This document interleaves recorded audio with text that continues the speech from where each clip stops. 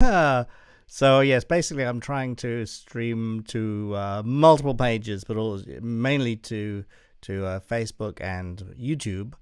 And let's see, some weird things are going on here that I haven't quite figured out. But we shall see. Let's have a look. Offline. Let's see. It says, how strange. Okay. Well, let's see. It says it's offline, but I guess not, huh? So, let me just double check my YouTube channel. Once I get this all figured out, then it'll be plain sailing, I'm sure. Let's see here. Let me just go to my channel. Bear with me, folks. And even though I was using copyright, here we go, live.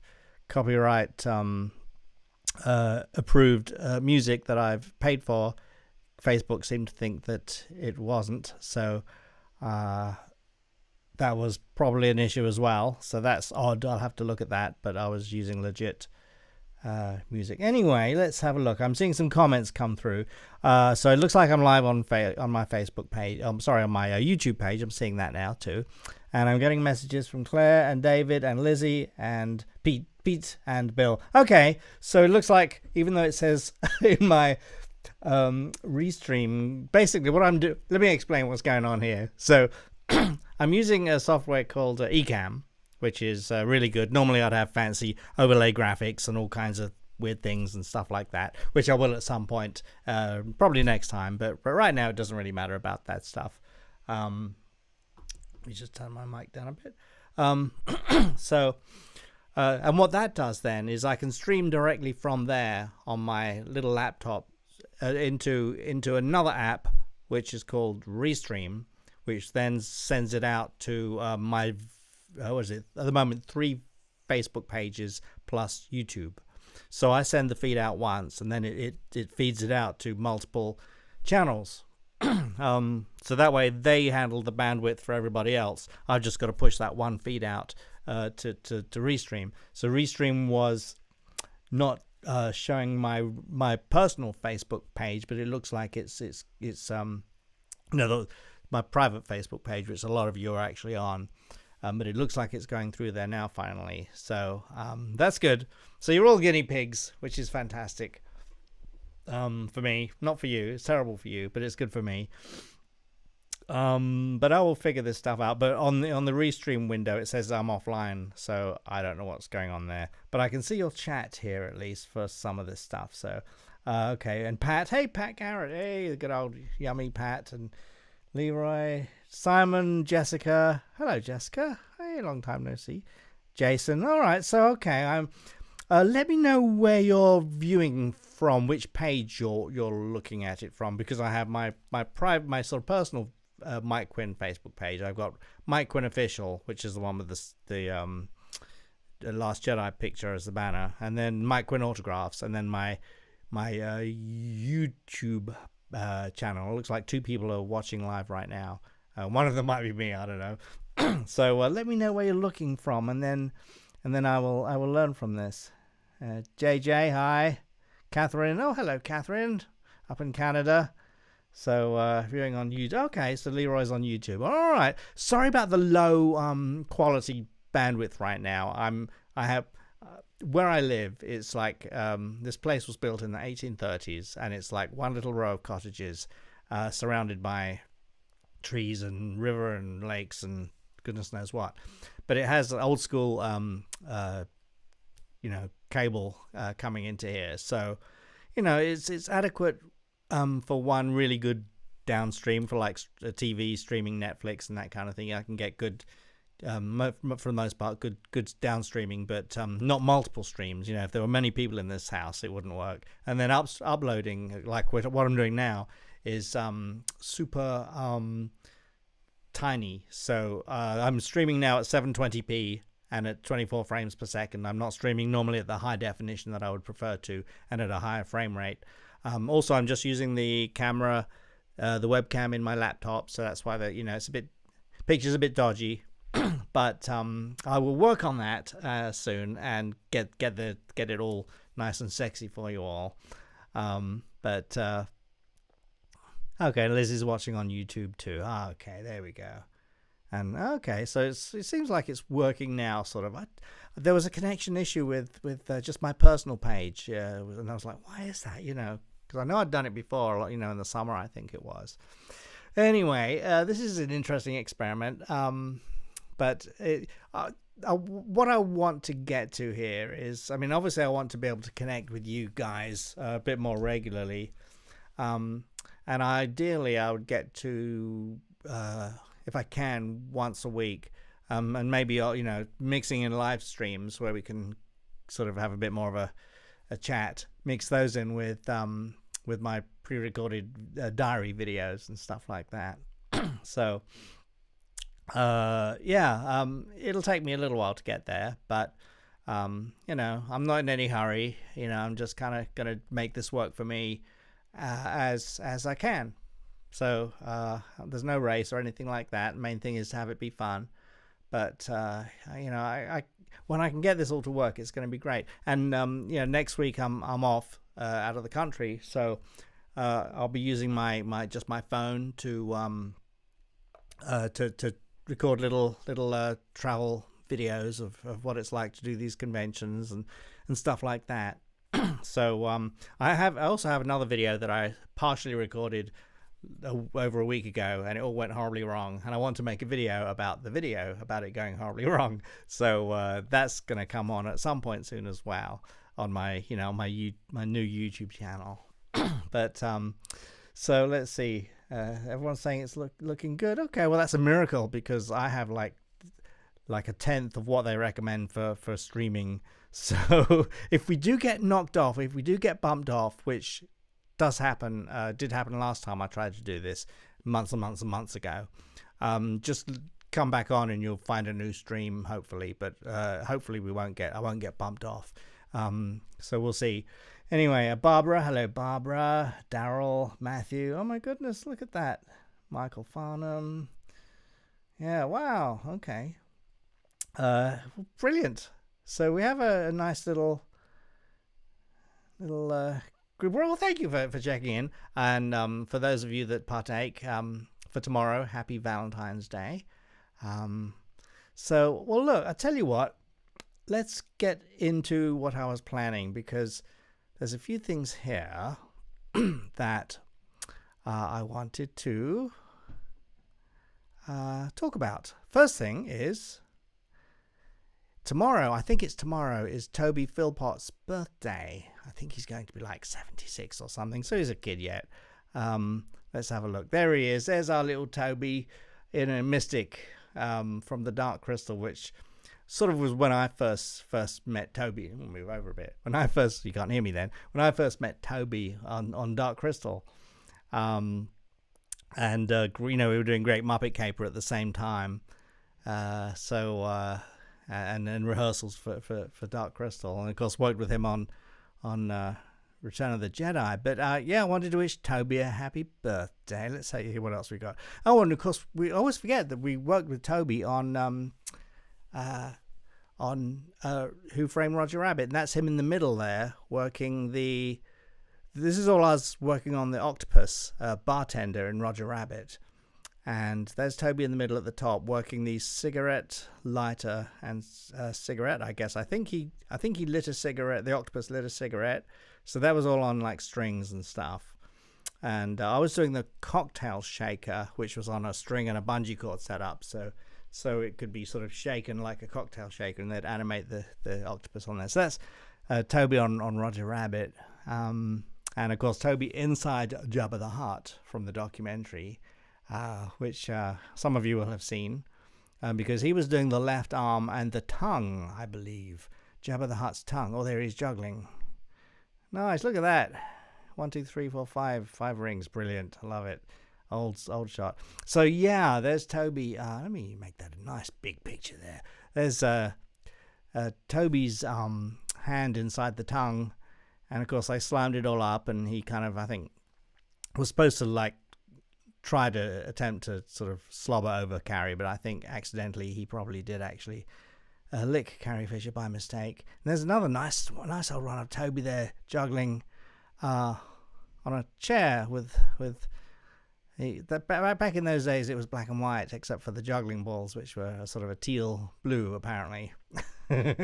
So anyway, good old Toby, he's a good lad, and he comes from a puppetry background as well, live puppetry too. So and we've done a lot of events together as well, of course, a lot of signings, and I hope some of you might have seen, we were just talking about that on Facebook today, yesterday, or whatever, and I'm hoping that Toby can come back and do more shows, more events soon, and get booked for those. So for Dark Crystal and Return of the Jedi. So then, because that's a good way we can all meet each other then. Sometimes that's the only time we ever see each other is at conventions. So let's close that up. So that's Toby's thing. Okay, let's just check your comments while I'm going along here. Hello, Aaron. Good old Aaron's always there. And then let's see what else we got going on here. Byron, love Dark Crystal. Actually, you know what? Let me see. I think I should be able to put these. How do I? There's a way I was supposed to be able to put these comments on the screen, and I'm failing to do that right now. I used to be able to do that, so forgive me. I'm gonna have to do a little test, aren't I, with someone to figure out what I'm doing wrong. It's been so long since I've done this, but I used to be able to click on your comment, and it would then pop up on the screen for us all to see. So, oh yes, and Lizzie met Toby, of course, 2 years ago at the Fraud Fest thing, whatever it was called. So, let's see, Simon, Michael Farnham, question. It's always good to put question in front or a Q in front if you have a question. Do you get tired of piloting that ship in Galaxy's Edge? Well, here's a little secret.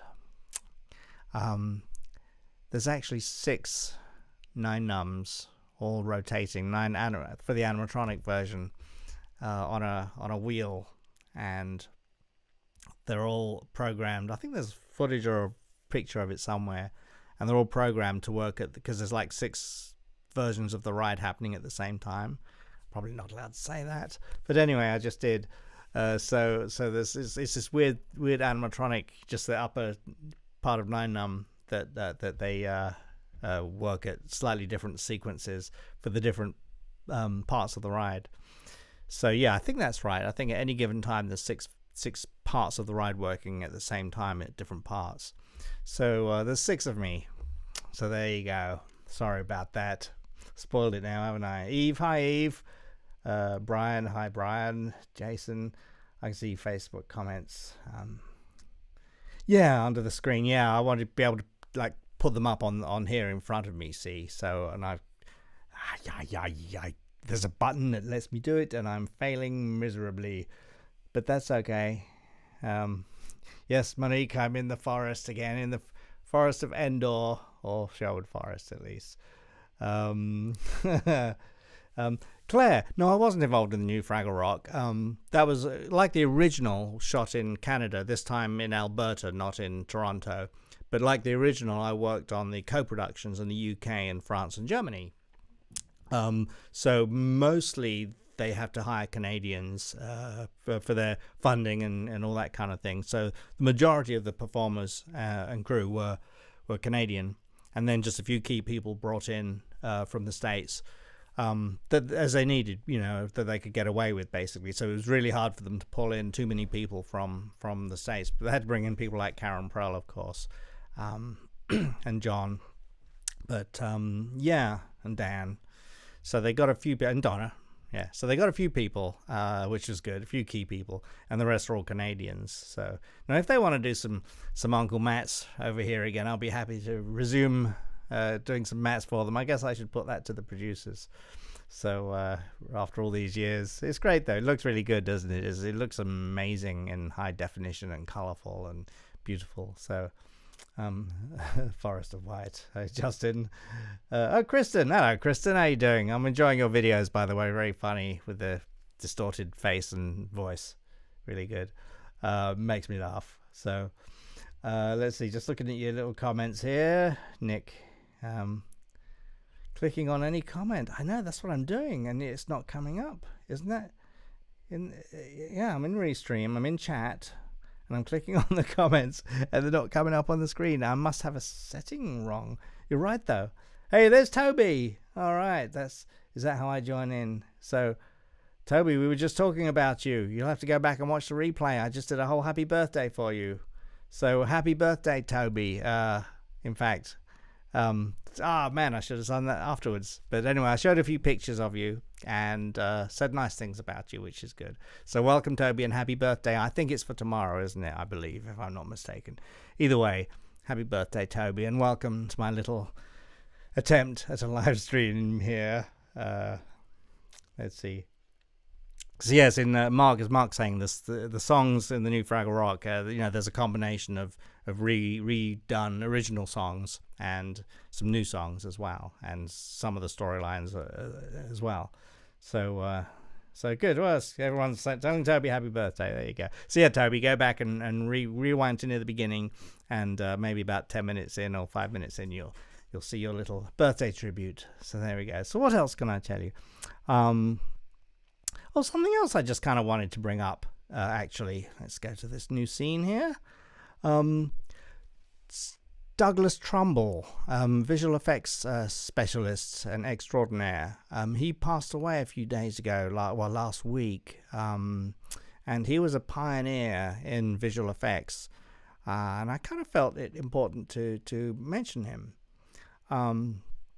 He was actually asked to work on Star Wars. But I think he turned it down not because he didn't want to do it, but because he was busy, excuse me. But he worked on the original Star Trek movie, but he pioneered so many things. Let's have a look here. Let's see. I think I want to put this one up. Yeah, here you go. So that's him, and obviously that's something to do with Star Trek there. So 1942 to 22. So that's very sad because he was an important guy. He also directed a couple of movies, one being the classic Silent Running with Bruce Dern, as you can see there. How many of you have seen Silent Running? It was a long time ago when I saw it, but I kind of want to see it again now. Hey, Wally. So, yeah. And Stephen. Hi, Stephen. Yes, it's 14th. Toby's confirming his birthday is tomorrow, so that's lovely. Good. I'll raise a glass for you, Tobes.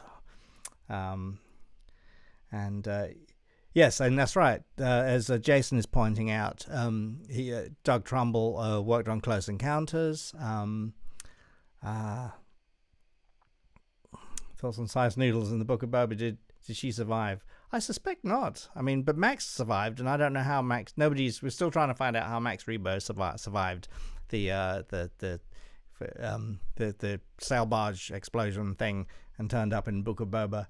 So let's see. I'll get to questions at the end if that's okay. I see Michael's asked what was my favorite puppet, and I'll probably do a Q&A thing and a chat thing at the end if that's all right, because otherwise I'll forget and get distracted. But ask again if I don't answer that.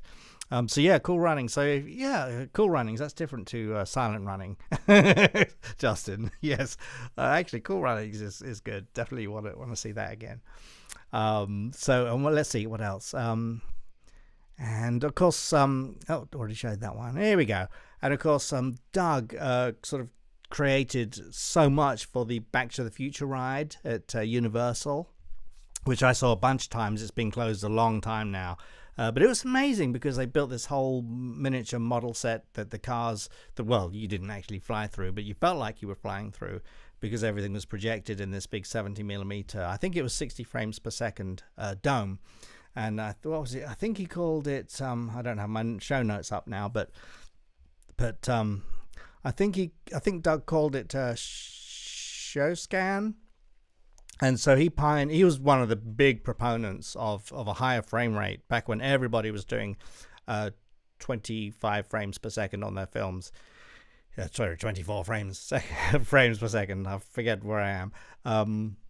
And he wanted to do 60, and so things like the Back to the Future ride were a big sort of new push forward for 70mm format and 60 frames per second, and which then I think he had something to do with the IMAX format, and that may have been part of what became IMAX. I'm not quite sure exactly, but he was a proponent of IMAX as well. So he was a very important figure and did a lot of things. And yeah, he worked on so much stuff. Close Encounters being one of them as well. So yeah. So there we go. Well, I'm glad the stream is working. It was OmniMax screen, curved version of IMAX. Thank you, Jason. Okay, see, there you go. Look what a knowledgeable bunch of fantastic people we have here. This is why it's so great, because you can tell me the bits that I don't know. It's amazing. Hey, Antonella, don't worry about missing the beginning. You didn't miss anything because it was all rubbish. So, so it's all good. It's all good. But anyway... okay, so yeah. Anyway, tribute to Doug Trumbull. I didn't ever meet him or work with him, sadly, but he contributed a lot. Let's see, something else I wanted to talk about. One of our Star Wars friends, not performers, but one of like you guys. He had he didn't have an accident, but his I didn't pull in all the pictures, did I? Yes, I did. Hang on. There we go. Joseph Dennis. He has a severely disabled son, and they need their car to get around and do hospital visits and I don't know what. Anyway, it was parked outside their place where they live in the middle of the night. Someone, while they were sleeping, someone ran into it, and it has now been totaled. And they basically don't have, there we go. So basically he's put up or I think his wife or something has put up a little GoFundMe campaign, and you can read about their son Daniel.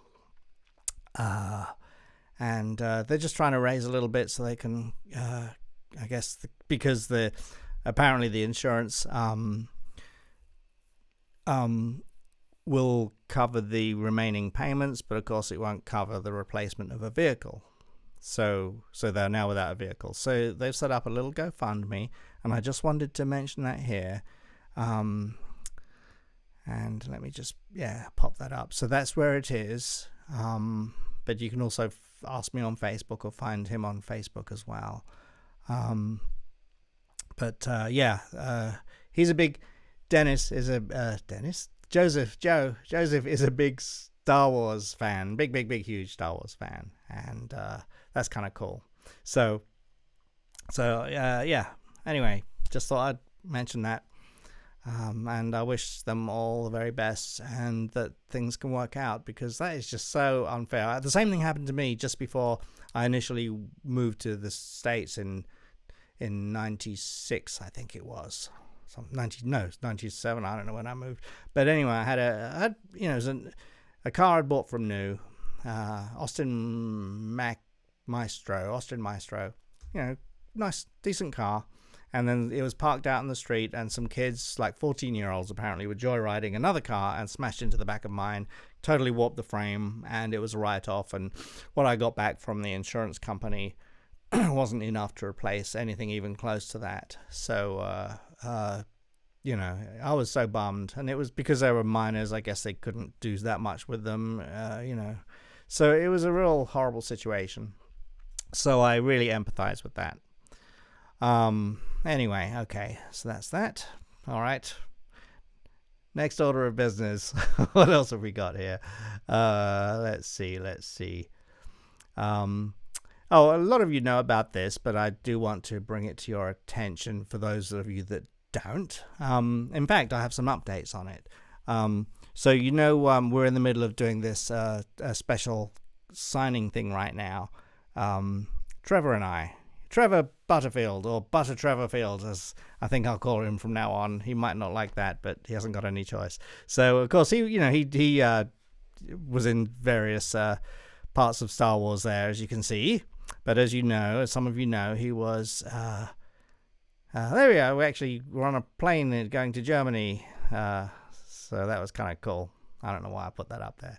But anyway, I've got this thing going on. I'll put up a link just to my main regular links a bit later. But we're doing. There's 200 available. I think 25 or so have already been sold. Sets, pairs, and so it's the call sheets that will be signed and an 8x10. Let's have a look. Yeah, and of course, as I think I pointed out in one of my videos there. This is Revenge of the Jedi on there, which is great, and it's got the date and the time and who was in the scene, and there you can actually see. Whoops, moved the wrong thing there. Yeah, you can see Stuart Ziff, who was the ILM guy, sort of technical guy, and then Tim Rose and Simon did cable controls for 9num, so that's why they're down there, and then Trevor as one of the gunners running back and forth there behind me. So let me remove that. So now, let me pull these sheets up. I got stuff back from the printers. Gosh, it was, what day is it? It's over a week, about a week and a half ago, maybe something like that. And they're nice and thick, by the way. They're like on these really thick cards, and they're laminated with kind of UV. Well, they've got a UV coating, so you can't actually tear them. And there's like this plastic covering on them, so it's really quite good. But anyway, that's what these are like, and Trevor will probably sign there. I mean, he can sign up there if he wants by his name, but I don't know, just whatever. So those were fine, but even though this is more representative of what is in the movie, I've just felt it was a little bit dark and dull. Compared to what I like to see on a wall. It's all right, but I just thought I don't know. So anyway, I went and had them reprinted last week, and they arrived a couple of days ago, and now they're just a lot more vibrant, and there's a bit more color as well. So if you can see the two back to back, you can sort of tell the difference there. But I mean that's subtle, but it just, to the eye, on the screen it's looking a bit brighter, but to the eye it just looked a little bit flatter than I wanted. So I like the nice new brighter, the mids are brighter, and there's just more color in there and stuff. So those are going off to Trevor, hopefully Monday. And now Trevor, as you may or may not know, is a visual effects person of some description. Hang on, where's my notes? Oh God, as you can tell, I did have all this organized, and then I shut it all down when I rebooted the computer, so I wouldn't have. Let me see. I'll find it. Let's see. There's me notes. I have show notes here, and I don't even have them pulled up. It's so pathetic, isn't it? Oh well, I guess it doesn't matter. But anyway, Trevor, worked on the Harry Potter movies as a special effects guy, and he even worked on Labyrinth as well. Interestingly enough, as a special effects guy. So, and I think he's actually working on something right now. I'm not quite sure. So I was going to bring him on and do an interview here as well, and I may do that soon if I can get him. But he's working quite hard at the moment. So I'll try and grab him or nab him at some point within the next month if it's possible, and we can have a little chat about Return of the Jedi and stuff like that, which would be quite good, I think.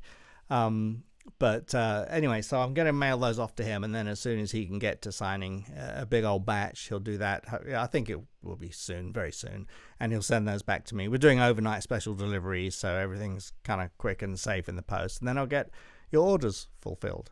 So that's kind of fun. Let me have another look at chat here, see what I'm missing out on.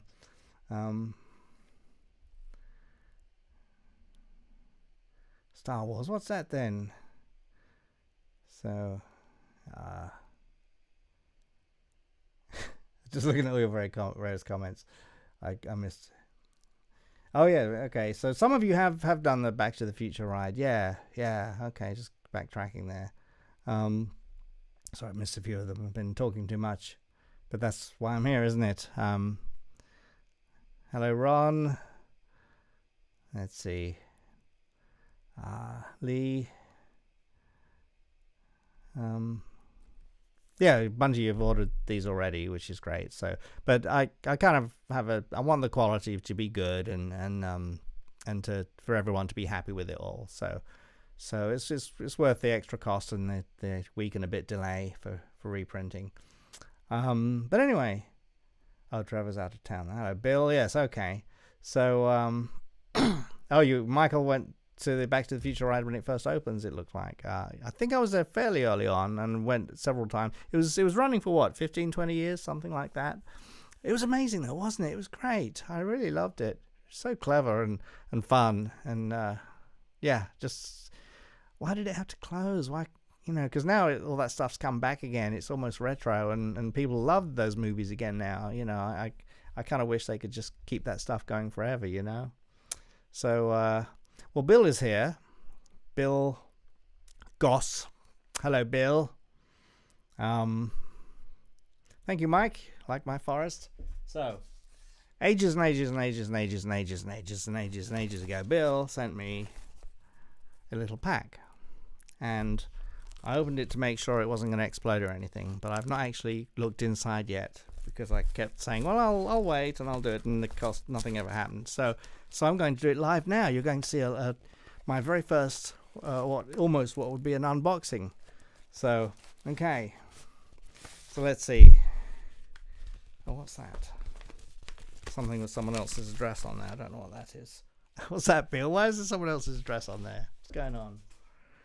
I'll ask you about that. Let's have a look. Yes, The Simpsons, that's right. I did see that once, I think, The Simpsons ride. There's a bit of cardboard in there, cardboard packaging. Let's have a look here. So, we have a lovely, oh my goodness, that is really fun. Look at this. This is a lovely, it's in a covering at the moment to protect it, but there we go. Look at that. I think these are all hand inked. But how fun is that? And now the little characters up there. That's amazing. Oh, this one has, hang on. Oh, that's right. This one doesn't have characters around it. This one here does. Look at that. So there's Yoda and Snoodles and a bunch. Oh, how lovely is that? So who was it did these, Bill? Let's see. Bill will catch up and tell me in a minute. Very nice. I say, that's rather good. There's a whole stack of those in there. Very lovely. Thank you so much. Where's Bill go? And then, oh, look at that. Very nice. A Nightmare Before Christmas Star Wars mashup. How brilliant is that? How blooming brilliant. That is amazing. Is that the same artist or is that someone else? There's a signature at the bottom, so I'll compare. I think it's... Oh, it is the same person. Okay, I'll have to get their proper name. Okay, so lovely. Well, thank you, Bill. Very, very cool. Very cool. Reese Finley. Okay, thank you. Yeah, all right.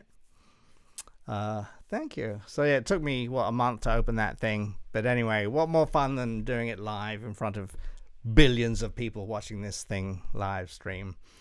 So that's another one done. Let's see. And before I move on, I just want to let you know of I'm just going to dump on my promo stuff right now. Basically, I have, some of you will have seen this. This is my sort of link seam thing, which is where all my links are, and I try to keep it updated. So the top one there says Mike's Community. That is actually, I have a sort of a sign up page here, and it's basically where you can get on my new sort of Mike Quinn, like what I'm doing. It's sort of congruent with what I'm doing now with my videos and my YouTube stuff. So basically, if you sign up to there, then you'll get my little How Our Experiences Shape Us and 60 ways that, all that stuff. So there's a little 42-page freebie there you can download as well. But that's just a way that you don't miss, if I'm going to be somewhere or do something like this, or have a fun video up, I can just send you a thing, maybe an email once a week or less probably, and let you know what's going on. So, and I'll try and throw in other perks and stuff in there, but feel free to sign up for that if you wish. And also, of course, there's my my new YouTube channel that is just for my diaries and my live videos. So it's all the fun stuff, basically, all the silly, stupid stuff.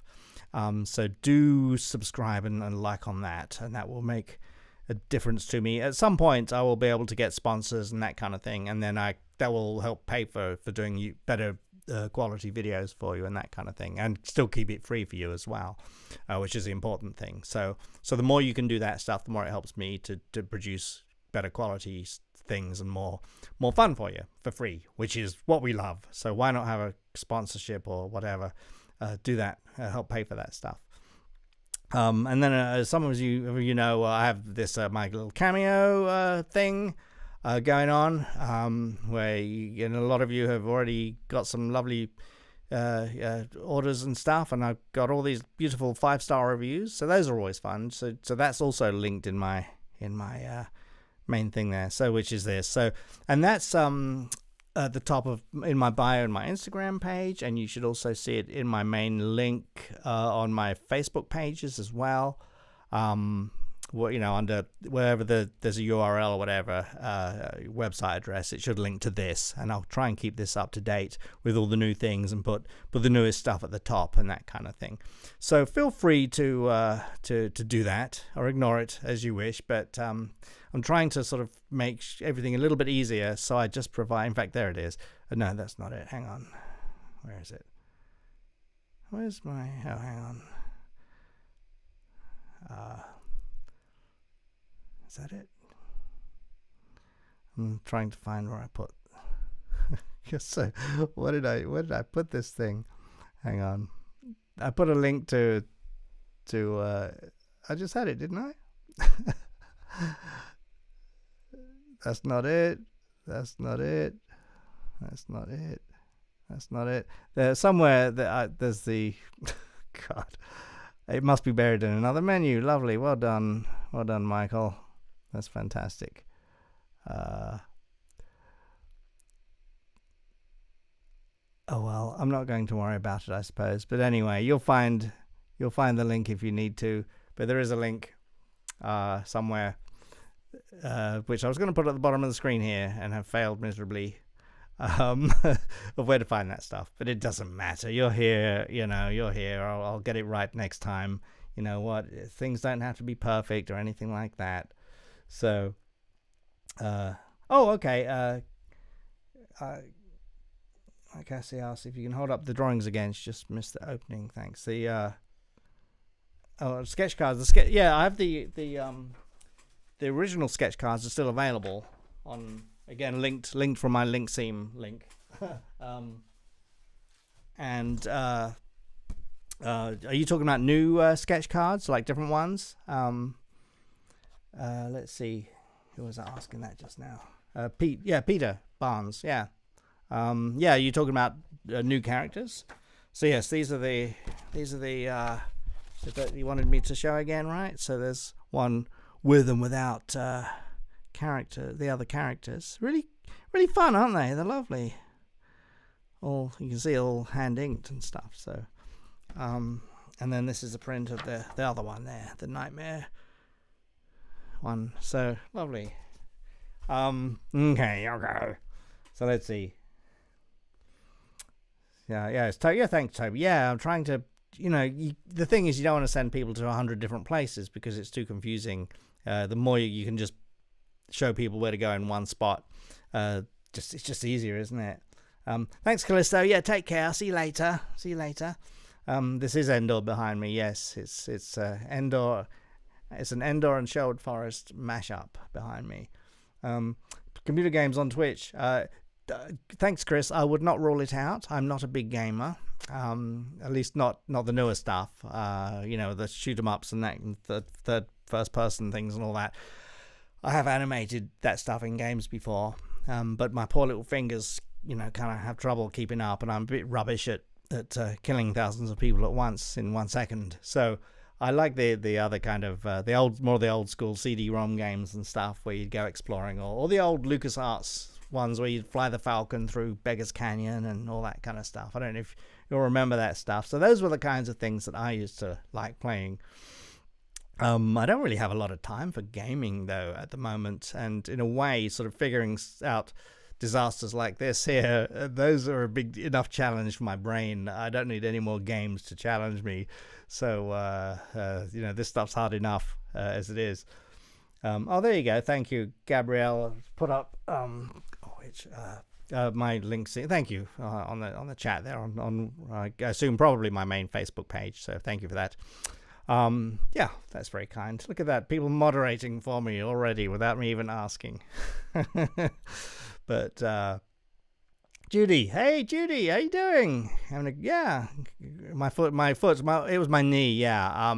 It is, except for when I kneel down because I forget, and then I kneel on that bump, and it's like, ow. But it's fine. I can actually. It didn't affect my joint. Normally when I bash my knee, I can't bend my knee, and it just lasts for weeks and months, and it's just horrible. But this seemed to be okay, and I can bend my. Oh, that's another thing I was going to talk about. Where's that? I think I've lost half the things I'd set up in this. I was going to talk about. Let's have a look. Well, anyway, I have a graphic, but who cares? Yes. So. On Wednesday, I'm traveling to Florida for Pensacon in Pensacola, not to be confused with Pepsi Cola, which is a bit more fizzy than Pensacola, apparently. So, and that'll be I think Friday 1 till 8 p.m., I believe it is, and then all day Saturday and all day Sunday. Huge show. They got like 3 million guests and stuff. So I've never been before. I've never been to Pensacola before, and I've never done this show before, Pensacon. So looking forward to that and seeing some old friends. And Steve Whitmire, puppeteer, is going to be there as well. So I haven't seen him in a couple of years. So that will be good. Look, Netherlands. Hi. Oh my goodness me. Everyone's coming in. It's brilliant. It's fantastic. On this pre-Super Bowl warm-up show for those of you that do Super Bowls. So anyway, yes, off to Florida Wednesday. So lots for me to do. I have to take the pre-flight COVID PCR tests, and that's already been booked, and fill in lots and lots of paperwork and make sure that I have everything all that they need to let me in. But and back again, all that stuff. And then I'll leave Monday, and it's an overnight flight. I'll be back home by Tuesday. So, and then around that time, we'll start looking at seeing where we're at with these Jedi special autograph things, and then I can start shipping those out to you all. So, things are starting to happen, basically. We also have, I think, the Belgian Comic Con, which was postponed for me like 2 or 3 times. The last time they ran it, when was that? It was October or something, and I was supposed to go to that, but I was shooting in Morocco, so I couldn't. I had to cancel myself that time. So that, I think that's beginning of March, first weekend in March, is it now? So that will be good. I don't think they put all their guests up yet. So I will be in Judy. I will be in Orlando, I think, in I want to say September for Fanboy Expo, is it? I think. So there we go. Maybe I can fold in a little Rise of the Resistance time. I've not been on it yet. I've not actually ridden that ride yet, which is a great shame. I rode the Falcon the first night. It opened at the Disneyland opening, basically, when Harrison and Mark and everyone was there, and George. And I sat in the co-pilot seat, and I was rubbish. It's like, oh, this is like too hard. I'll just fly the the toy Falcon where stagehands move it around. That's much easier, and let everyone else worry about it. But flying the simulator Falcon thing was really hard. But I'm looking forward to Rise of the Resistance. A few of you have been on it, I know now already. Super Bowel, yes, Ron. Yeah, lovely. And then March, that's right, thank you. So yeah, Comic-Con is March 5th and 6th in Brussels. So they haven't put up all their guests yet. They've only put 2 of them up, 2 of their headliners, which are amazing. But I'm looking forward to them announcing the rest of us. Hopefully it'll be this week, I would imagine, because it's only 15-20 days away or something. Eve, yeah, Disney, right? I know it'd be a good party. So if nothing else, I'll try and build in a little bit of quality time down there, so I can there's a lot of friends down there as well, of course, catch up on people. So that would be nice, work allowing. Work has been starting to happen from the summer onwards, really, bits and pieces, but it's kind of been happening more and more and more. And there's another thing that should be happening in March, April, here locally for a little while, if it all goes through. So it's nice to perform again, and that does mean that sometimes I have to, cancel or postpone a few events, a few shows, which I hate doing. But of course, everyone understands that, and I avoid it at all costs whenever possible. Hello, Lee. So, Wally went on it in December. Yeah, okay, good. A lot of people seem to get quite emotional being on it, which doesn't surprise me. Doing any Scotland gigs? Lee Dan Thornton. Yes, I'm doing what's that place? Aberdeen. I'm doing Aberdeen in, is it March or April? I think it's April. Monopoly events. Yes, that's Scotland, and I'm maybe doing an Edinburgh show again at some point. I forget when that is now. They asked me just last week if I wanted to. I did it 3 years ago or something, or 4 years ago. So, So, hi Kim. Kim can't do PensaCon. Yeah. It's I didn't realize how how far up it was into the Gulf there until I looked at it on the map. I knew it was I knew it wasn't in the main Florida part, but it's like way up there in the Gulf. So so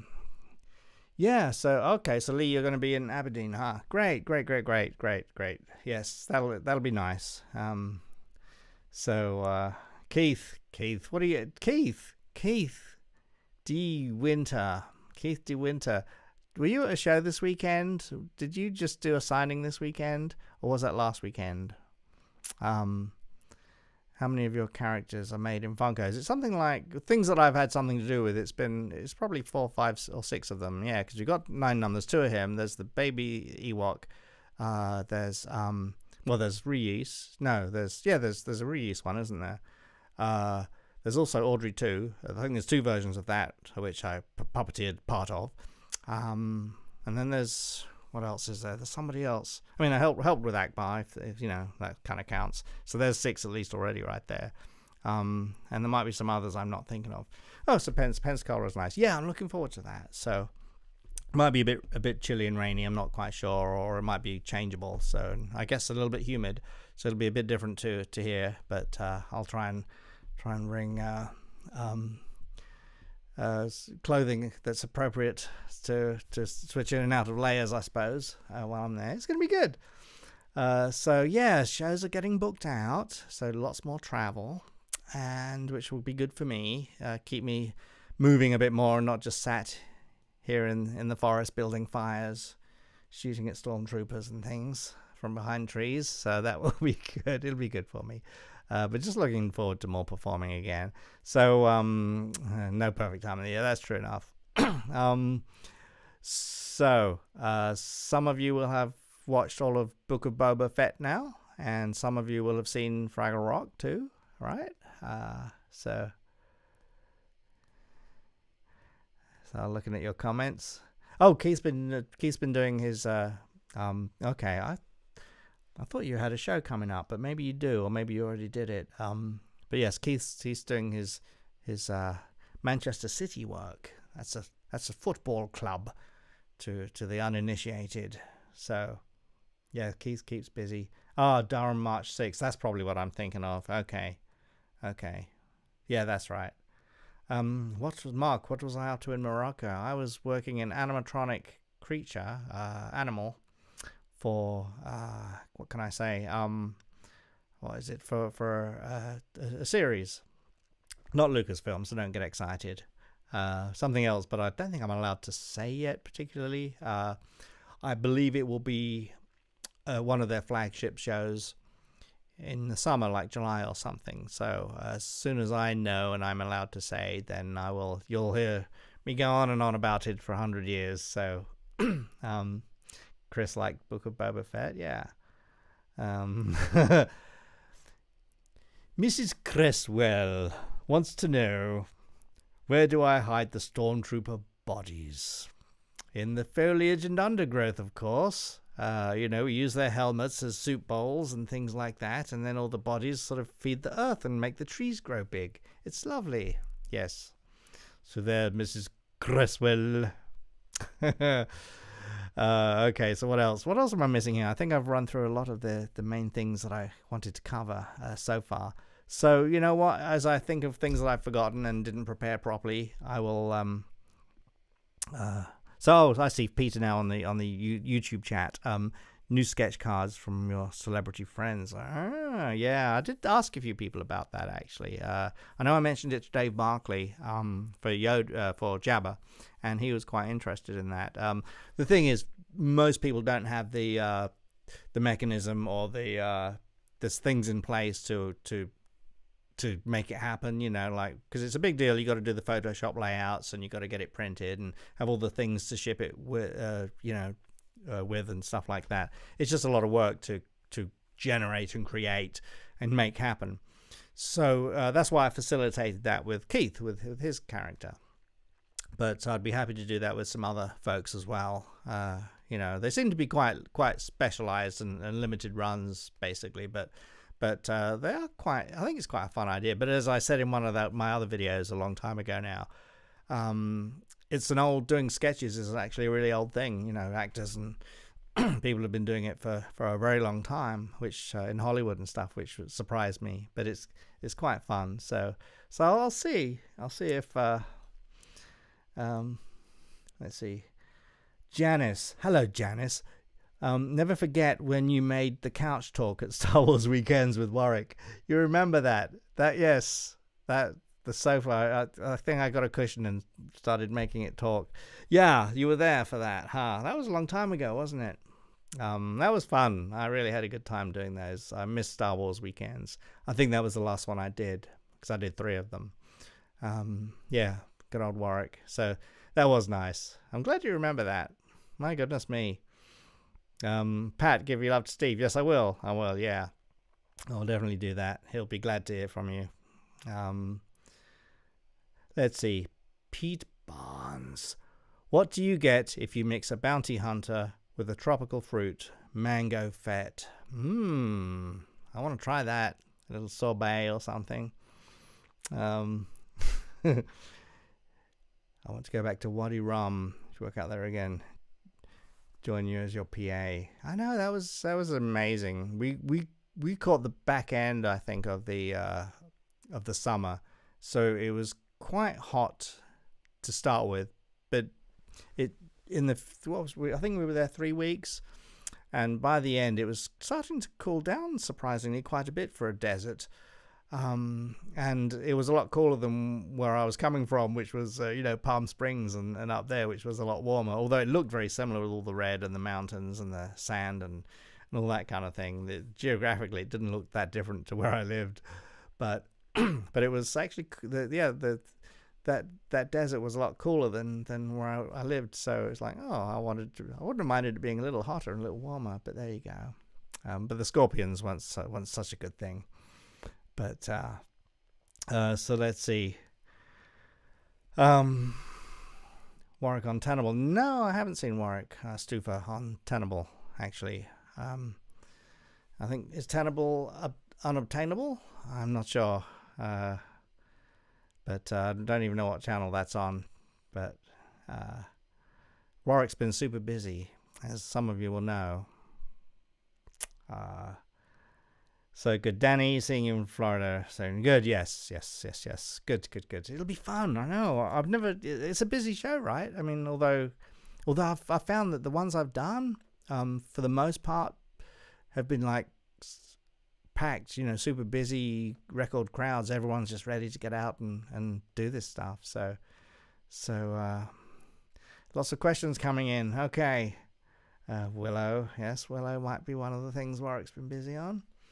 That's on ITV. Okay. So let's see. People asking about the book. Book's the same, basically. I mean, as time goes on, I make little tweaks on it and add new things to it because more and more stuff's happened in the time, which is good in a way. But I have to get out to California to get my pictures. So that's still the same. I haven't been able to get out there yet. Which is where originally when we were living in Texas, everything got moved into Texas. And then when I had to quickly move out of Texas, it all went into storage there. And I was over here in the UK just before the pandemic hit. And our storage stuff got moved on our behalf from Texas to California, where the rest of my life was living. So some stuff had got ruined in the storage in that 10 years or whatever that it had been in there. But thankfully it got moved halfway across the country out of Texas. There was a flood risk there as well. So that was a major concern. The levees were threatening to be compromised a few times in the last few years. So I was getting really nervous. But anyway, we got that moved out of Texas and into my California storage. And so that was literally a month before the pandemic stuff all kind of blew wide open. And I was in the UK at the time. And I've not been able to get to California since, although that's looking much better now.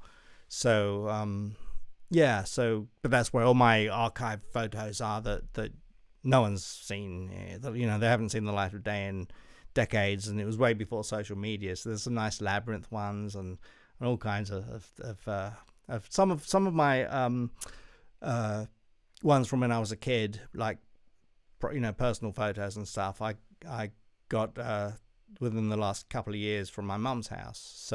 So that's something that's fairly more recent as well. Some things that I hadn't seen before or didn't remember. So some of those at least will go in there too. But I just want it to be a good have a good day and stay safe. Thank you. Okay, Jeffrey Weissman, of course. Wonderful chap. Yes, I'll definitely annoy you when I'm in California, which hopefully will be this. It should be, I'm hoping spring, summer or something. I don't want to be there, too late, and when it starts to get silly hot again, because I got to go through all the storage in the 124 degree heat. But Jeffrey, I see you've got a Back to the Future event coming up too, haven't you? I think I saw a group photo of you guys. So, and for those of you that don't know, Jeffrey on the chat here, he was in Pale Rider but played McFly's dad in Back to the Future Parts 2 and 3, and did an amazing job mimicking the actor. Nobody knew. It was amazing. And matching shots from the first movie and stuff. Just incredible. But Jeffrey is a very talented man, a good actor and a good visual actor, visual comedian, if I may say that as well. So New Jersey, end of April. There you go. So yes, go to New Jersey end of April and see Jeffrey and get him and his Back to the Future chums autographs. Really good stuff. So I'd like them as well. I need to go just so I can get the autographs. So thank you, Chris. Yeah, see you at the event, I'm sure. So there we go. Let me see. So I've been on here an hour now. So that's not bad. I managed to get through all my nonsense. And looks like we haven't got bumped off or anything, which is incredible. Again, apologies for the grainy image and the low quality of the image, but I will work on that soon and get it much nicer so it's a prettier picture and better quality, better resolution, and fancy graphics and things. When I hit the button to go live, it'll all just work perfectly, and it'll be marvelous. But hey, fail forward, as they say, right? Fail forward. So let's see. I know I missed a bunch of questions, and I'm sorry about that. Will I do Claire? Will I do MCon again? I will. They haven't asked me this year. I mean, I know they like to mix it up. Different years have different people there and stuff. So whenever they want me back and I'm free, I'll come along, because it's a fun show and not far from where I am at the moment.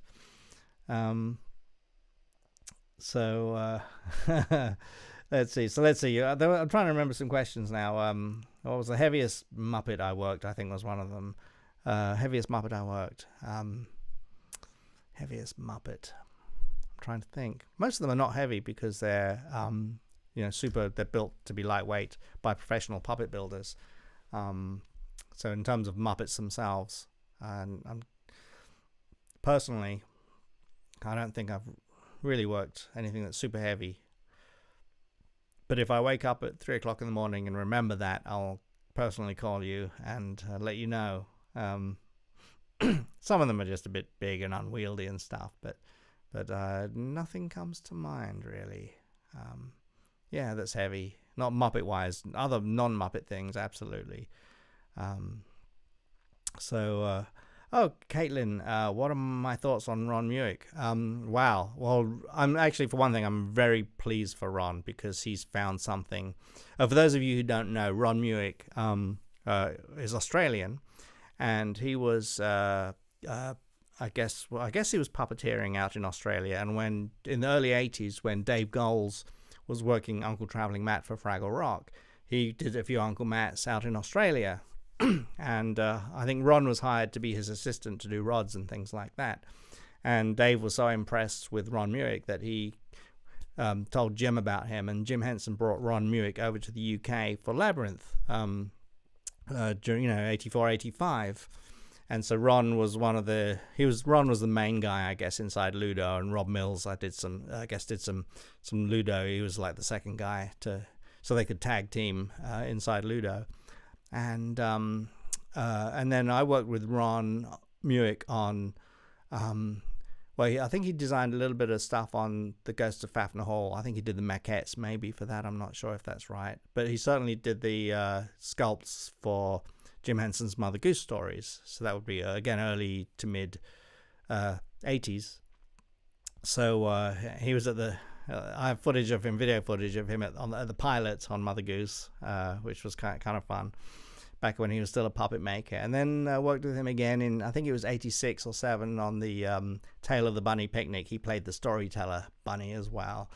And then I think he and Cass Willing got married, didn't they, at some point, who I'd worked with as a puppeteer on many things as well. I think Cass was performing on the Muppet Christmas Carol before they were together, probably. But meanwhile, I think with Ron, I'm going to make an assumption here with Ron Muick, but when you're a sculptor and you're a puppet maker and you're a performer, there's always kind of a little bit of a conflict between the aesthetic of how something looks and getting it to move and perform. And sometimes they can be at odds with each other, and it's a really hard thing to reconcile. So Ron is now famous for making these large, realistic, oversized sculptures. I'm not sure what he makes them out of exactly now, but his stuff tours all over the place, and he's been doing this for a long time now, and they're just amazing. I haven't seen any in person yet, but I will at some point. But they're just incredible. He does such great work. He is such a great artist. And so I, for one, am really pleased because I hope and feel that he has found his joy, his bliss, his creative reason for being, So that's what I think about Ron. I'd like to see him again, actually. But if anybody gets a chance, you can search his stuff online. His sculptures are online somewhere. But definitely, if you haven't seen them, look out for them because they're amazing. So good for you, Ron. I don't know where he is now, if he's back in Oz or wherever, but it's amazing. So I need to get back to Star Wars Fan Fun Day in Burnley That was a great day. That was a wonderful day. A very nice surprise, actually. So that was the first time it's Blackburn now. Oh, okay. So it's a different location. It was great. Everyone was lovely, and I had a really good time, and I was very pleased. So I've been once and hope to come back a second time before too long. So let's see. And Rhode Island Comic Con, I did that, before the pandemic, just before I think it was. That was a good show. I enjoyed that a lot. Hope they will have me back at some point. Again, they like to mix it up with different people on different years, but yeah, Phil Fletcher's fun. I saw him recently at just last year at a show. Where was that? I want to say actually maybe it was no, it wasn't Wrexham in Wales. It was a different one. But anyway, it was nice to see Phil again. He's always a good laugh. Hey Peter, you're and Sabine from Germany. Yeah, it's been a while, hasn't it? Hey, so we'll soon get back to it all. I've just been asked to do a show at Nuremberg, so I forget when that is. Sometime in the summer, maybe later in the year. So it hasn't been finalized or contracted yet, but I'm hoping that will all come together so I can go there. In Germany, which would be lovely. So Ron's abandoned us. He hasn't returned. I don't know where he is. Who knows? So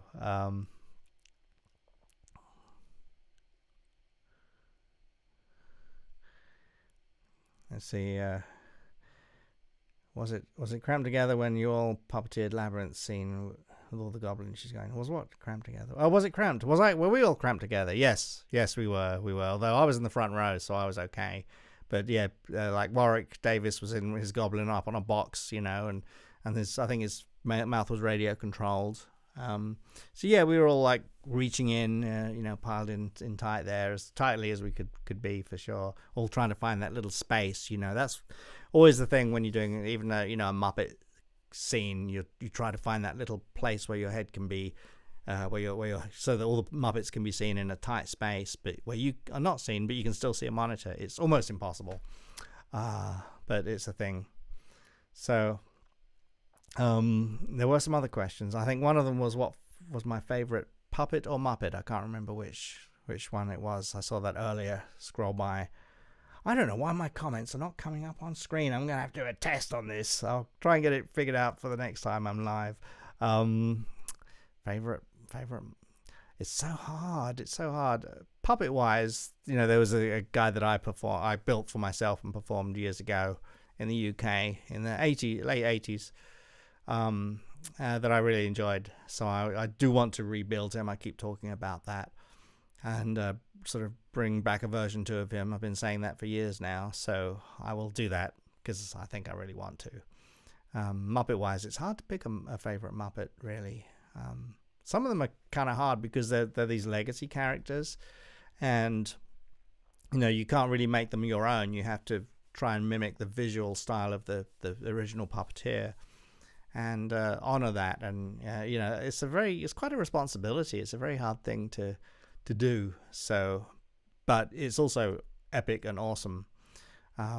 So sometimes the fun Muppets are the ones that aren't really a known character, and you can just kind of fool around in the back and upstage and do your own thing, do whatever you like. So there we go. So sometimes those can be kind of silly, whether it's chickens or pigs or something. So no, puppeteers don't sweat. The puppets are the things that sweat. Yeah, because they're the ones working hard. We're just underneath having a good time. So how many puppeteers were needed per Skeksis? Brian's asking. On average, it was something like 4, I think. Here we'd have, the main puppeteer doing the head and one arm, and then another puppeteer would reach in and do the other arm. That's 2. And then depending on what was needed on the faces, you'd have anything from two more puppeteers upward to work cable controls, because they were all on little levers and pulley, kind of like bicycle brake cables at that point. So I think I probably had about 2 people on cables, and then an assistant for the arm. But some would have 3, probably like Chamberlain and Gotham Master would have had maybe 3 cable pullers on their faces for all the eyebrows and sneers and blinks and stuff, and cheeks and that sort of thing. So yeah, it's quite a lot.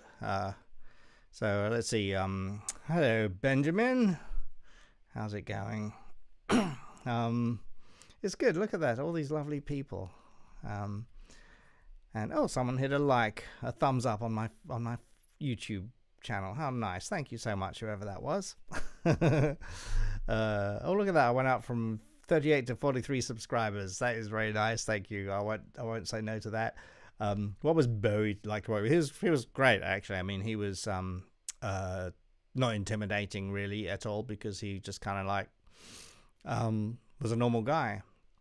To me anyway. You know, I know some of you have read Toby's story about sharing a cigarette with him off set, but to me he was just like, you know, having a laugh and approachable, and it was just there to have a good time and do a good job. You know, he wasn't crazy in any way. He was very, very professional, and just wanted to have a good time and do the best job he could. And he seemed to respect everyone around and stuff. So to me, he was very down to earth, you know, actually. Yeah, very kind of quiet sometimes. In fact, so just, you know, sit there and observe, or stand there and observe, and make the odd comedic comment once in a while.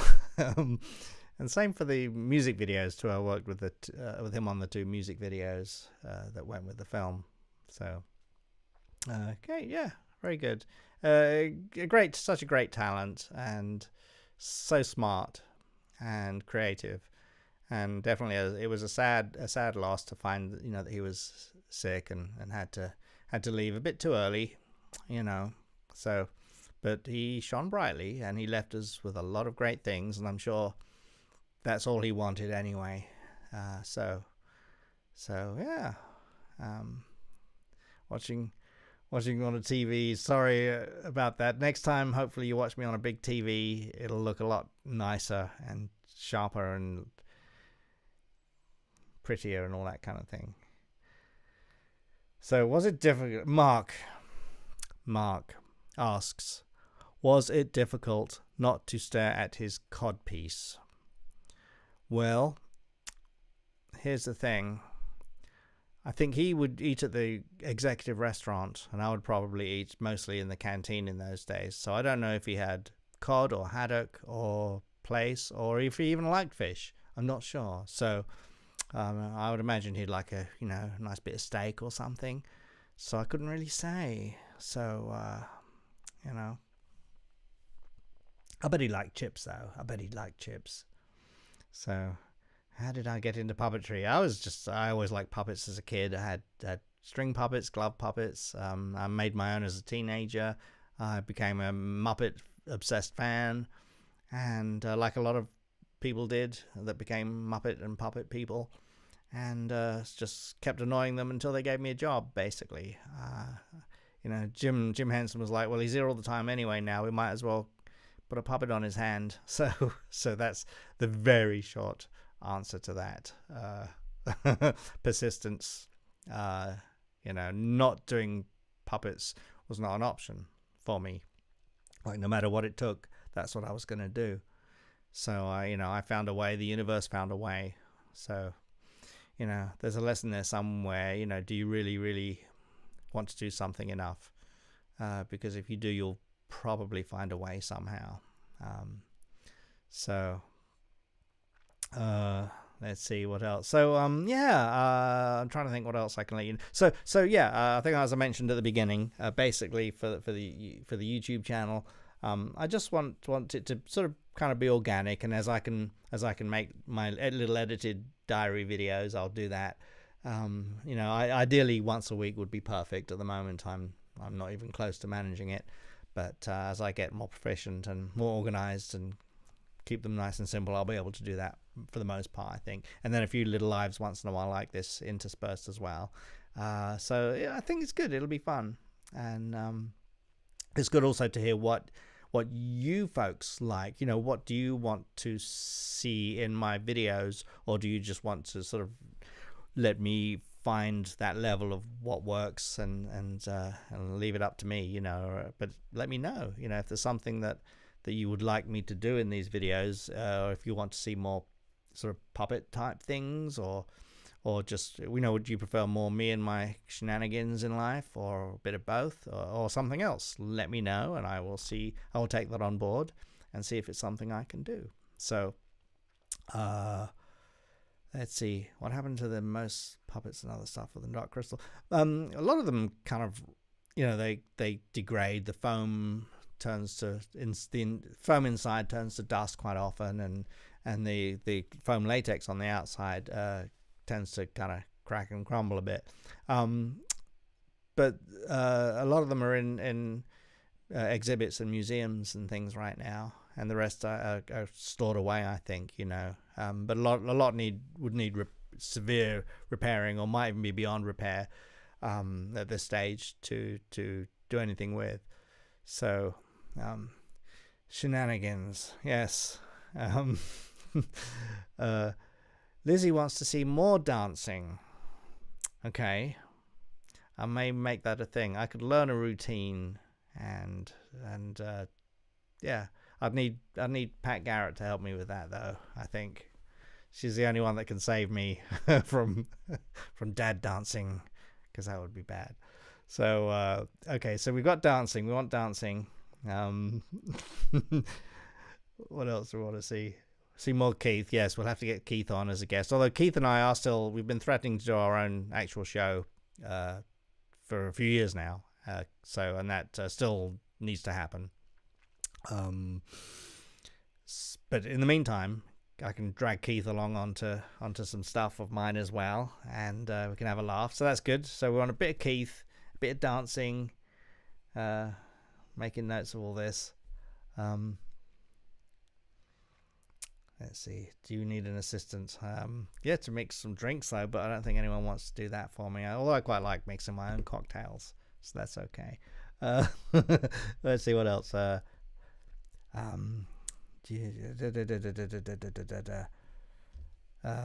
live puppetry would be fabulous. Okay, like so puppetry on a live stream as opposed to puppetry on my diary, I guess, is what you're. Yeah. Now Keith's a great dancer. I've seen him. Keith you see him in Panto. Oh my goodness me, he can dance across that stage like he owns it. Yes. Improv, yeah, puppets are. I don't improv with my puppets. They improv with me, which is a bit of a scary thing. So yeah, I don't think it used to be that way. Something switched over the years where the puppets sort of became more dominant than myself. So I have to be a bit careful with them. You know, I only put them on once in a while, and you know, I have to have backup. I have to have a safe word and that kind of thing. So I'd like to see what you collected through the years from filming. There's not a lot of. I have a few tiny bits, but there's really nothing to collect because stuff belongs to the production companies, and it goes into their storage or their archives, or cataloged in some way. So there's not a lot. A Muppet edition of Dancing with the Stars. We did that already. We did that. I was on Dancing with the Stars for the Jason Segel film. You didn't see that, Ron? Yeah, that was interesting. Seeing how the mechanics of how that worked. I mean, yeah. So we've done that. More Harry Ramsden's. Yeah. That curry sauce. Oh, it's so good. Lauren Hardy stuff. Yeah, same thing. Yeah. In fact, my tapes are in California for that too. That I've been trying to get digitized recently as well, because everything was shot on HDV for that, and I want to get them fully digitized so I can work on that stuff here as well.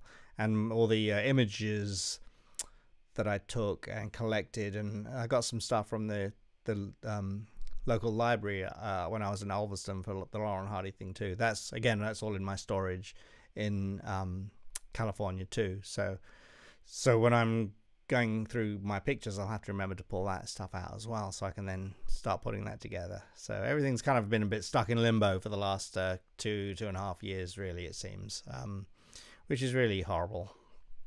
But it's starting to change. I really feel that, and we're going to get there. A puppet baking show.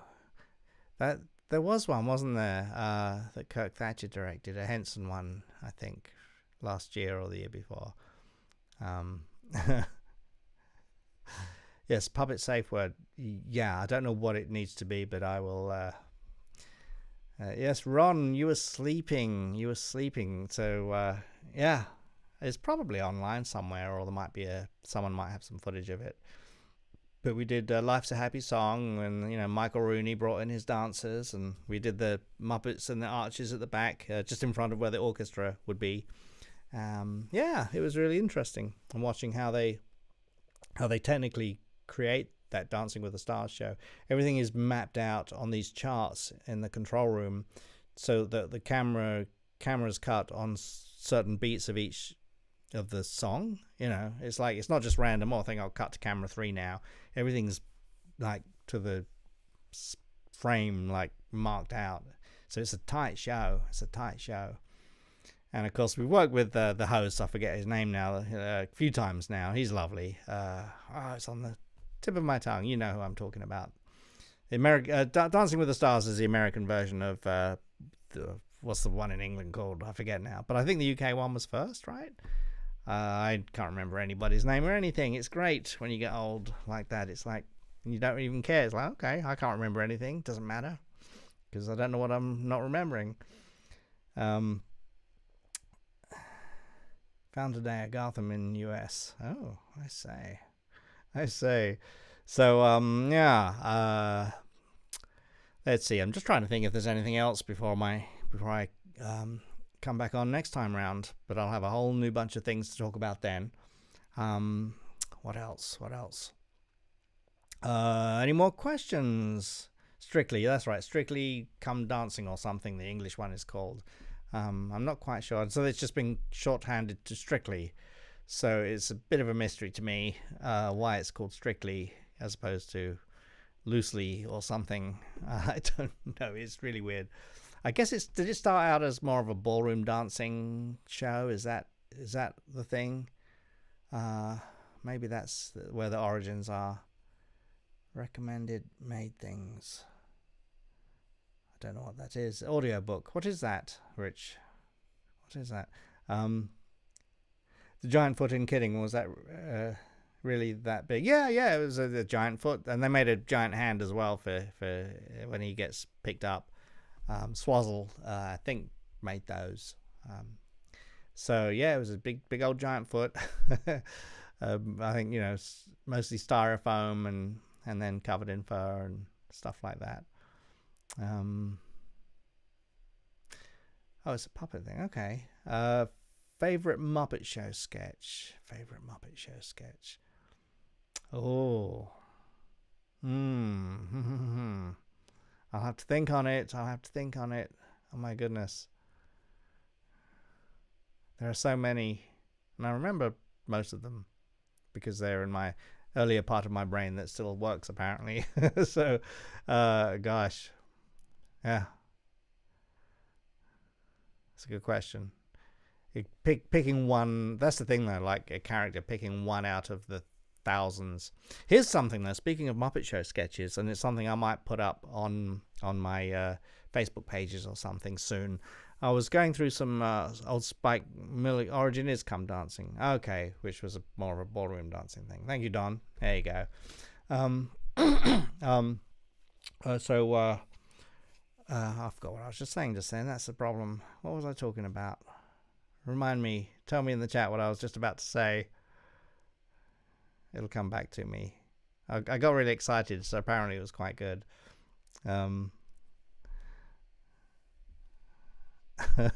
What was I going to say just then? I have no idea. Oh dear.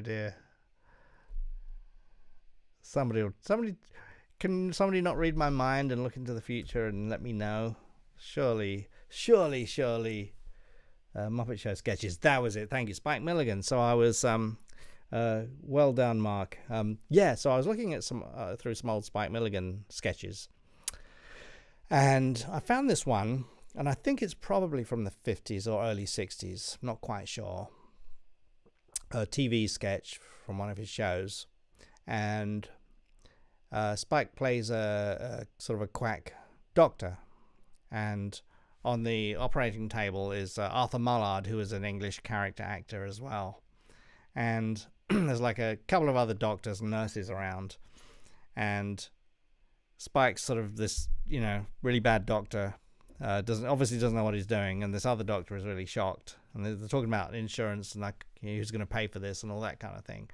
And then every once in a while, Arthur Mullard pops up and says something like, are you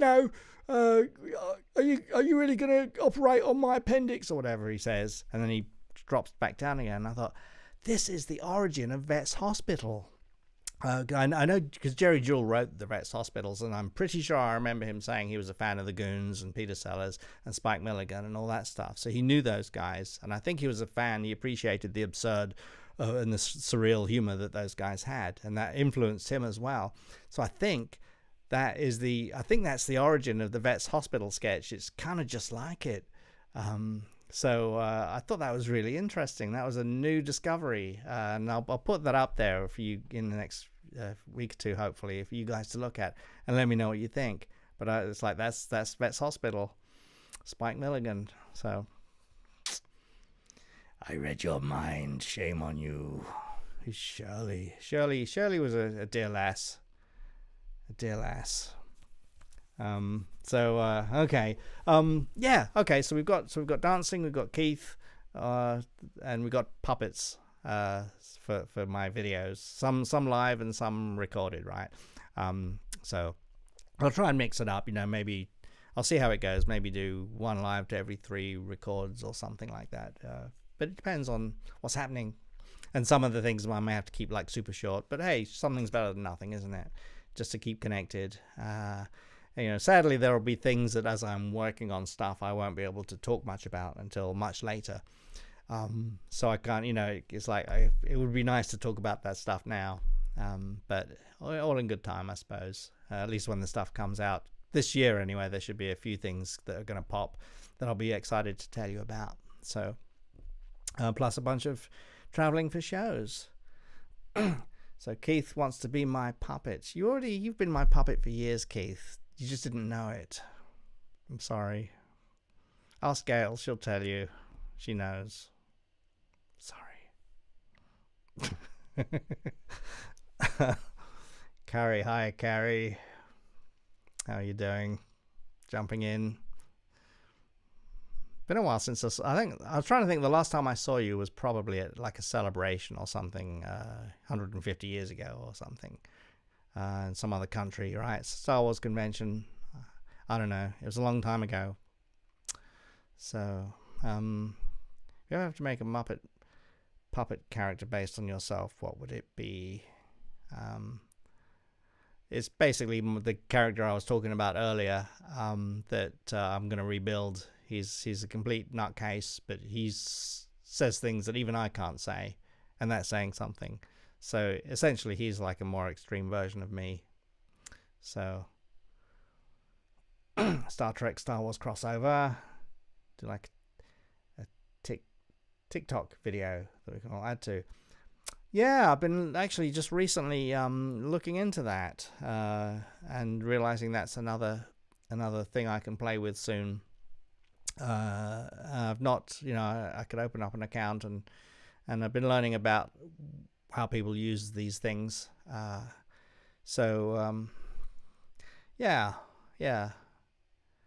So right, so because I guess that's how it works, right? You create a core video and then other people start building on it and working with that. Is that how it works? I don't know. I mean, it's separate to the ones that just do a video and that's it. So I still have more to learn on TikTok videos, but it's all good stuff, right? I mean, it's all entertainment at the end of the day, right? Short form, why not? Chappie, hello Chappie, how are ya? Looking over at my chat here. I'm sure I've missed some of your stuff. I'm terribly sorry if I have. Do forgive me. Scroll back. I'm sure, yes. Muppets did a dog walking song. It was hilarious. Do you remember it? Yes, it was Richard Hunt. I think it was called The Dog Walk. And it went something like, when I take my dog for a walk, he takes me for a run, dragging me along the street is his idea of fun. From lamppost to lamppost, we jog along the street. From tree to tree to fire hydrant, watch out, baby, watch your feet. Here's another thing to go, we've dozens more to meet. Why out here on the street? That song. Never heard of it. Not bad. Not bad. Yes, Celebration, Rat Park. Oh, yeah, okay. Yeah. Yes, Celebration. One of the Florida, or probably, no, I bet it was East Coast, wasn't it? Indian something or other. Appalachia, Anna, one of those. Long time ago. Back when I was thin and didn't have all this sprouting out and all that kind of stuff. Yes, see, Claire, that was the one. I think it was a UK spot, though. I want to say it was one of the little 2-minute things that, because the UK had an extra 2 minutes to fill with less commercials than the American version of the Muppet Show. I want to say it was a UK spot. I might be wrong.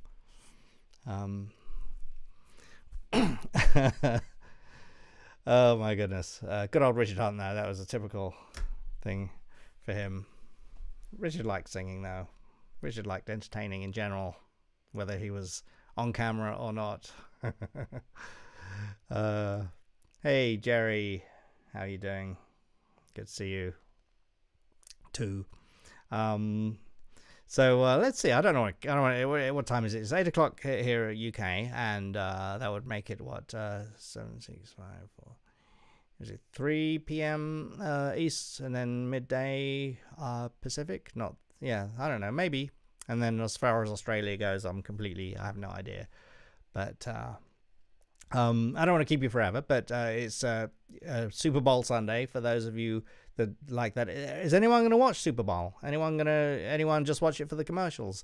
I used to not watch Super Bowl for the commercials. I used to just go to a website that just had the commercials on, and I didn't have to mess. I could see them all within half an hour and not mess with the whole thing of guys with padded shoulders stopping and starting for about 5 hours. I don't know quite what that was about. So yes, going to ICCC. So I think I'm going to be able to make that. Yes, around shooting. So yeah, but I hear that's a great show. I can't wait to go. Yeah, it's going to be good. In wherever the IC is. Is that the one in Knoxville? Is that the one? Or Tennessee? Yes, I can't. I get them all mixed up. Forgive me, unless I have it written in front of me. The rhyming song. Yes, I remember the rhyming. Yeah. Although was it 7 or 8 years ago? We did those Muppet Super Bowl commercials with the Toyota Highlander or something. Where you could fit 8 people in the car. And we did a whole bunch of these ads. And then we did some online ads as well. Great fun. So it was exciting seeing, your commercial on the Super Bowl. Yeah. Nashville. Thank you. It's Nashville, Tennessee. Nashville. Of course it's Nashville. I don't know why I said Knoxville. Probably because they're both Bills. But I don't think I've been to Nashville before. So, yeah, another reason to... Of course, I think the venue's out near the airport or something. It's not downtown or anything. But, hey, Yes, Ron is out of victory cookies. All donations welcome to send victory cookies to Ron. Super Bowl party with friends stuck in Liverpool. That's boring. That's a shame. Terribly late. Did I miss everything? Sarah, you missed Jeffrey. He was on here. He might still be on here.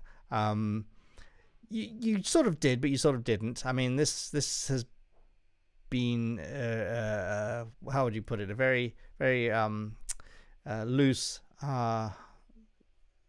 live stream of things not going perfectly to plan, but everyone's very forgiving. And you can, I think it'll be up. I mean, it'll be on my YouTube channel as well, so you can scroll through it and fast forward through it. But I had a few false starts earlier, and things weren't where they should have been and weren't connecting right. So you missed the boring parts. And yeah, I mean, sure, you should have been here. You missed such a great evening. We all had such a great time together. Another thing I might be able to figure out actually soon is where I can bring a few of you up as guests on the show. I'd have to send you a special little link. And I don't know if it's all browser based, I think. So as long as you use Chrome, then you click on the link, and then I could bring you in as a guest, provided you have a decent enough camera and we can hear you. So that's something I might do in the future too, for these lives if somebody wants that. So go Bengals. Yes, they're the Bengals, and who is it? So I forget who else is playing now. The old Tiger clips with Dave Goals. Yeah, Jason. Yeah, I think there's another clip or two I need to put up. This sort of conclusion of Humble Gary. Another one I want to put up, I have to see if I can source it, is Spy Guy, where a duplicate Balthazar bear is brought into the toy room, and it's a spy toy, and he can disguise himself as different characters. So he sort of does all these voices of the different toys in the room, but ultimately they can't tell the difference between Balthazar and him. And the morning of the shoot, it was supposed to be Dave Goals performing Spy Guy, and he had an upset stomach. Something was he just wasn't like, I can't do this. So literally show up in the studio and, Mike, can you do Spy Guy? Like, okay, hadn't done the read through, hadn't paid attention to any of the proper character stuff or any of that. I read the script, but I didn't have a whole lot to say in that episode. So I quickly kind of figured out, okay, what do I do? What voice am I going to do? What's the character like? And basically had to kind of wing it scene by scene. And it ended up being really fun because I got to just sort of spar with Jerry Nelson, and we had this Balthazar sings this song, I think, if I remember correctly, that Spy Guy is in, and it was really nice. So I'd like to find that episode as well at some point. Working with Jerry was always a joy and a great thing to remember. Let's see, Mark. Dave didn't puppeteer in the new Fraggle Rock, seemingly. Is he retiring from Muppet performing also? No. He's doing, of course, voicing Booba and Uncle Matt. He's doing the voice for them. But I think basically because the shooting was many months up in Alberta, Canada, in the cold, and a long duration, and very physical as well. I mean, I guess I'm sure he was given the choice, and it's probably not that he didn't necessarily just didn't want to do it, but I'm sure it's just he probably, I'm putting words into his mouth, but I would imagine he thought it was just a ton load of work, physical work, away from home for a long period of time, and if he doesn't need to do that, then he's not going to do and save his body and strength for Gonzo and Bunsen and stuff that's a bit more local and just less intense and demanding, because those shows will kick your butt, and the older you get, the harder it becomes, for sure. So I do sort of get it. I understand why he didn't do it. I haven't spoken to him really about why he's not puppeteering on it, but I would imagine that would be it. Just the physicality and the daunting thought of being up there for months and months on end, and it's physically hard work. It's just so hard. So I'd rather he save his physicality for stuff that he can manage easier, I suppose. So no, yeah, he's not. I'm not aware of any of him retiring at all. I think he will try and keep doing his main Muppet characters for as long as he possibly can, and I hope that's for a long time. So it's you can't, I don't know, it's just so hard to replace these people. So I don't want to think of a world where Dave isn't doing Gonzo and Bunsen and his other incidental characters. So I hope he'll be around for a long time doing these guys. So yeah. So I don't blame him. I don't know how old he is now, 70 something. I mean, it is just so hard, you know. And also with this kind of work, something for me I notice anyway is, you know, you can go for many months where you're just not doing that job, and then suddenly you're thrown into it, and it's this intense thing where you have to be an athlete again overnight, and you go from 0 to 100 kind of instantly. So it is hard on your body, you know. If you were just sort of doing it all the time, or could work into it over a few weeks or something, get your body used to it, that would be good. But usually that's not the case, and you go about your life and do your less physical things, and then suddenly you're doing this very specific set of muscle work that you just kind of have to wake up again. So it's hard to get back into this stuff when you've not done it for a while. So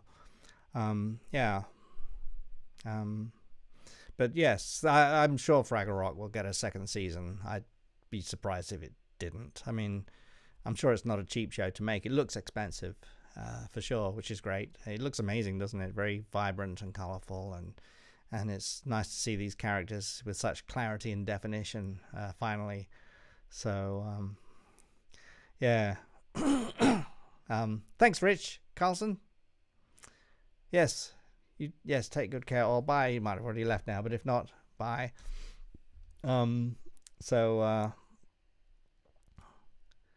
Yeah, it's very well put together, and they've tried as hard as they can to honor the original show.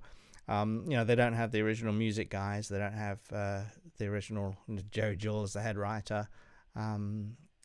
Different, of course, directors, and to have a continuity on something is really, really hard. But you know, the fact that it's also still made in Canada might have something to do with that. To have that sort of Canadian ethic, that sort of, I don't know what it is, but it's good. It's a good thing. Happy memories of visiting Fraggle Rock in Canada, and the rap party as well. That was quite epic, and you know, sad for them in many ways after four years of doing this. I'm slurring my words. 4 years of doing this wonderful work that everybody loved so much, and they all loved each other so much. And so, you know, doing them having to attend the rap party was very very finite, I suppose. I remember it was at the Four Seasons in Toronto, and Rob Mills and Richard Hunt did Junior Gorg, performed Junior, and a few other people did some turns, some acts and things. It was amazing. Again, I think I have pictures of that in my box that I was talking about earlier. Okay, there's photos of that somewhere. So that would be good. There might even be some video around somewhere of it too, but I don't think I have it myself. Jason, I remember we were staying at the Four Seasons for that rap party. You know, quite a tall building as I recall. I don't remember how many floors it had, 24 or something. I don't know, quite high up. But I was fairly high up. I remember taking the elevator down, probably to the lobby or somewhere, and I get into the elevator, and who was standing there but hang on, what's his name? Oh dear, the guy from Anthony Perkins. He was in there in the elevator, and I remember looking up at him, and he kind of looked at me like like, don't say anything, leave me alone. Like, I'm not going to say anything. So he just smiled, and that was it. So amazing. Jim's Convincing John. Convincing John was one of those characters that Jim would just sort of like play at. He's like, there are no rules. I haven't got to worry about anything anymore. I'm just going to play and have fun and just let rip and have a good old time. And I think that's what Convincing John was about for Jim. I think just letting go and playing, and he just loved that stuff. And that's why those characters were always so big and energetic and crazy, because it's just, I think it was a release for Jim in many ways.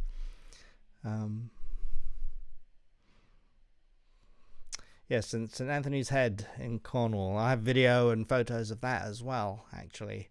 And when we were shooting the original location work for UK Fraggle Rock at the Lighthouse in Cornwall, the producer, well, Duncan Kenworthy was, I guess, the main producer, who did 4 Weddings and a Funeral and all those Hugh Granty type things. Hugh Grant, yes, like that.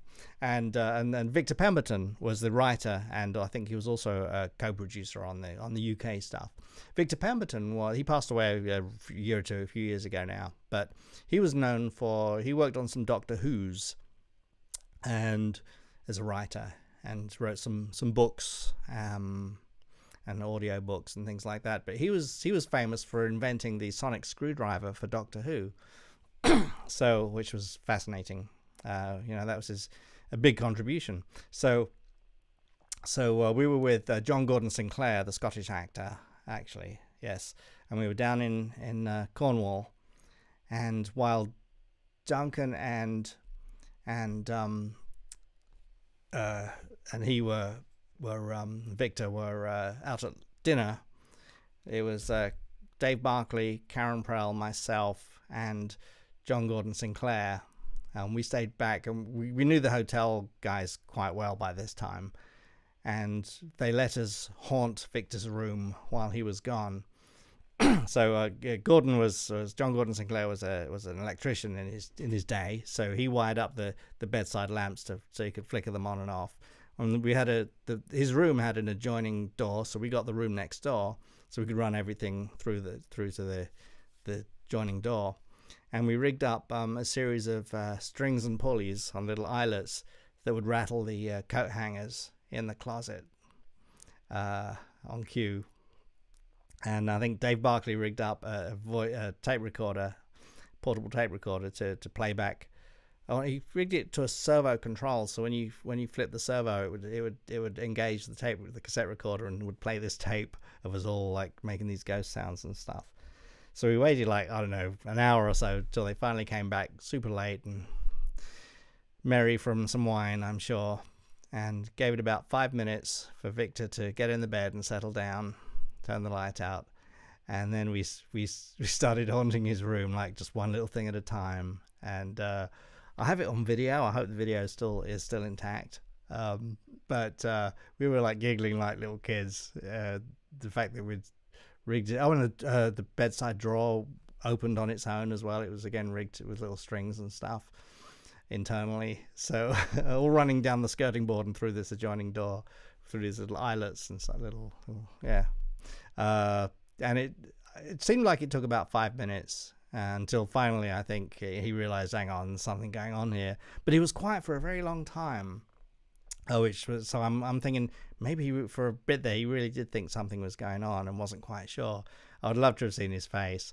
But eventually, I think probably when the tape recorder and the hokey voices started happening, he realized it was a gag and found it. And then he came out of his room and was like, thanks, guys. But yeah, the devil makes work for idle hands, doesn't it? Good times. Good times. Thanks, Mark. Yeah, see you later. Definitely. Yes, it took us ages to get all that sorted out, but it was so worth it. It was so worth it, just for the story, really. But John Gordon Sinclair was fun. Hey, BJ! Oh my goodness. Good old BJ has joined the chat, and BJ is an accomplished puppet maker, puppeteer, and we've worked together on quite a few things now. And gosh, I love that film that you worked on. I think we discussed this on Facebook, BJ, down was it in Atlanta or where were you, with what's his name? Yeah, it was an awesome film, and you did the puppet things and stuff. It was fantastic. BJ, put in the chat what it was, because people need to see it if they haven't seen it. It was amazing. I loved it so much. I hope you're doing well. Great granddad used to put fishing wire on my nan's picture frames to make them swing and terrify her when she was a kid. Oh, okay, brilliant. See, a little bit of fishing wire, a bit of Dacron, and it works wonders. Willy's Wonderland, Atlanta. Thank you. Yes, there you go. So people, if you want to have a good laugh, and be entertained. It's amazing. See Willy's Wonderland is so I enjoyed it so much. It was so ridiculous and crazy and fun. But BJ worked on that as a puppeteer, and I guess some construction as well, I assume. I forget now. But down in Atlanta, yeah. Good stuff, man. I hope there's more of that. I hope you're keeping busy down there. Yeah, but it has been a while. Yeah. And BJ, you know, some of you will know he has those courses on the Stan Winston School as well, on how to make puppets. Yeah. And we worked on that Glee show episode together, didn't we, as well, where BJ built all the puppets, where all the cast turns into puppets, into hand puppets because of the gas leak. That was an awesome event. It's on Netflix or Prime. Yeah, it's one of the two, so it should be easy to find. I liked it, so maybe it's not everyone's cup of tea, but I thought it was epic and awesome. Willy's Wonderland. See it. Let's see. I can't quite tell. Yeah, I think I'm in the wrong chat part of Restream over there. Like I say, I'm broadcasting through Ecamm, which is my main sort of setup here, but then I'm using the Restream as a conduit to send out to all to syndicate, I guess, to the different channels. And there's supposed to be a thing that tells you how many people are on and who's coming on and who's coming off, and I should be able to click the chat button and your chats will come up on your screen so you can see them too, and none of that is happening. So I think they have changed their interface too recently since I used it last, but I'm clearly going to need a refresher course and I'll work on this stuff a little bit more for next time.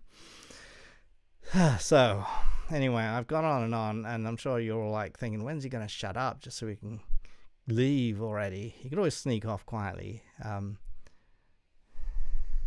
So hello, Joe Weatherford. Are you in the UK? I am currently. As you can tell from all the forestry behind me here. So right now I'm in the UK. Headed to Pensacola on Wednesday. Just up the road from you, isn't it? Down the road from you. So yeah, Atlanta's north, isn't it? I always thought Atlanta was further south, and when I looked at it on the map, it's like, oh, it's actually quite up there, isn't it? So kept thinking Atlanta was closer to the Gulf Coast, but it's not, which is probably good because it will help you not have quite so many hurricanes or quite, be in that danger zone. So Daryl, thank you, Daryl. Stories, lots of stories. Yes. It's funny though. It's nice to remember these things and think, oh yeah, we did this and this happened, and it's good. It's very good. So anything else anyone would like to throw into the pot while we're still here before I'm surprised I haven't had the stream break on me. I have such terrible bandwidth right now, and it hasn't broken. So that's a miracle. So you need entertaining till 11 p.m. Let's see, what's a time zone is that? Oh, that would be UK time zone, won't it? I guess. Maybe. I'll dance. I'll do some dancing. I'll do some puppetry, some improv. We'll bring Keith on. We'll do a guest chat. We'll have a nice sort of 8-hour live stream. It'll be fine. I'll cook some food, come back and eat it, and pot noodles, and have a drink. Yes. So what is it now? It's 8:23 here. So I'll tell you what. I'll stay here for another till 8:30. Then I'll have sort of been on properly about 2 hours, and that's probably an hour, way too long for you guys.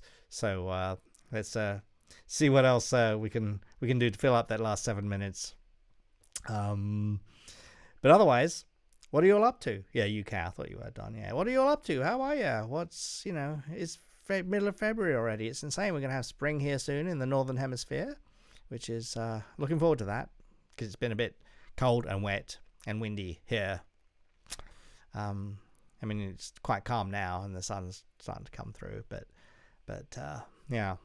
I am actually going to build a little set back there at some point. I want that ready by the spring if possible, late spring, early summer at the latest, but something that I can just literally wheel around and turn on all the lights, and it'll just be a nice, and instead of just a bit of fabric that I wheel around, something that's a bit more interesting and nicer. I think that would be quite good. And then later on, if I can bring some of my puppets over from California and maybe hang some up in the set or whatever, I'm not sure, but so that would be nice. So I'm trying to, I'm just like working with what I've got at the moment, which isn't a whole lot, but it's enough, I guess. And then I can improve on the quality and everything later on as I go. Yes, he said, yeah, I mean, it's great. I guess the interwebs gods are with us today. So it's amazing. 8 hours with Keith and I. Yeah, we all need some aspirin after that. I think 8 minutes of Keith and I might be a lot for some people. But actually, I do like that idea. I think I do need to maybe bring Keith on for some stuff. We can have a little chinwag together. Certainly once I get better bandwidth, because when I bring people in, I think it messes a bit with my bandwidth incoming and outgoing here. So when I upgrade this, I'm going to have to get a mobile hotspot, because I'm already maxing out what's possible here, which is super slow, and it will not upgrade to there's no fiber or anything like that. So once I have that, then I think I'll be better for bringing guests in like Keith.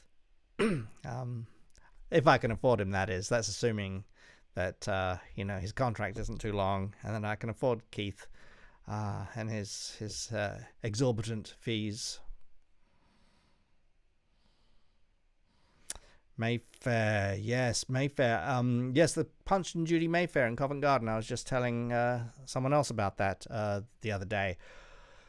Last I looked a day or two ago, they hadn't settled on the exact weekend. It's looking like it might be is it Sunday the 8th of May, rather than the 1st. It's usually the first weekend in May, but it's like people are thinking, what I've read anyway, they're assuming it's going to be like that's second Sunday in May, which is something like the 8th. Let me get out my little calendar, little book, my special little book. Yeah, so the first Sunday in May is the 1st of May. But it's Mother's Day in England in the UK on 8th of May. But we're all assuming it's going to be the 8th of May now. And it should all be going ahead, and I'm currently here for that too. So not been since the last one, like 3 years ago. And the last two were cancelled. So yes, I forgot. That's right, Sarah, that you're going to try and get down for that. So, but just keep a look on the website, because they'll probably be updating it soon, I imagine. So, Keith, I'm only 5'2", eyes are blue. Keith and I need to figure out an actual dance together. I think that would be really funny. So 5th through the 12th. Yeah. It seems they haven't confirmed it, but it sounds like they're leaning towards the 8th. So who has been to the Punch and Judy Mayfair in Covent Garden?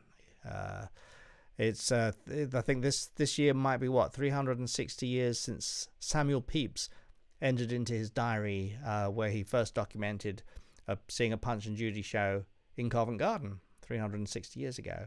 So that's why it's held in Covent Garden every year, and that's why there's a pub there called the Punch and Judy pub, which when we were filming Return of the Jedi 40 years ago, and 40 years ago next month, we were shooting Nine Numb in the Cockpit with Billy D. Williams. One of the first things he asked me was, have you been to the Punch and Judy pub in Covent Garden? Because obviously he had. So it all comes back around. It's all just one big circle of life, isn't it? One big hug, right? It's just one big hug. Keith's got the perfect dance. Have you now? Okay. See, Lizzie likes the dancing. She just wants to laugh at us and take pity on us.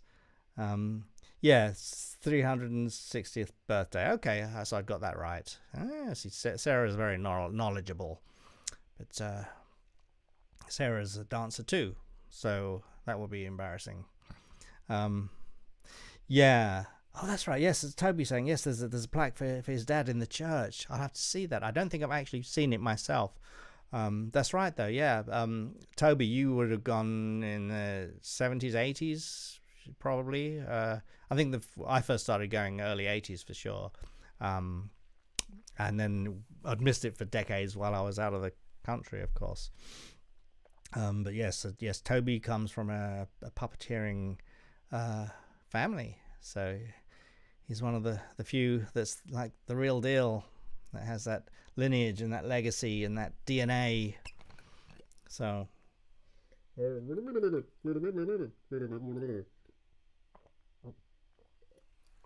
there, did you get that? Good. Repeat it back. There last year, Covent Garden. Next time to the pub. Yes, yeah, it's nice. It's nice. I've noticed it got a lot busier in the decades that I'd been gone in Covent Garden. It's like, oh, suddenly restaurants have spilled out onto the pavement, and I don't know. I guess that's a good sign. I remember it being a lot quieter in the 80s and 90s. But anyway, so I can't think of much else that I need to bore you with at the minute.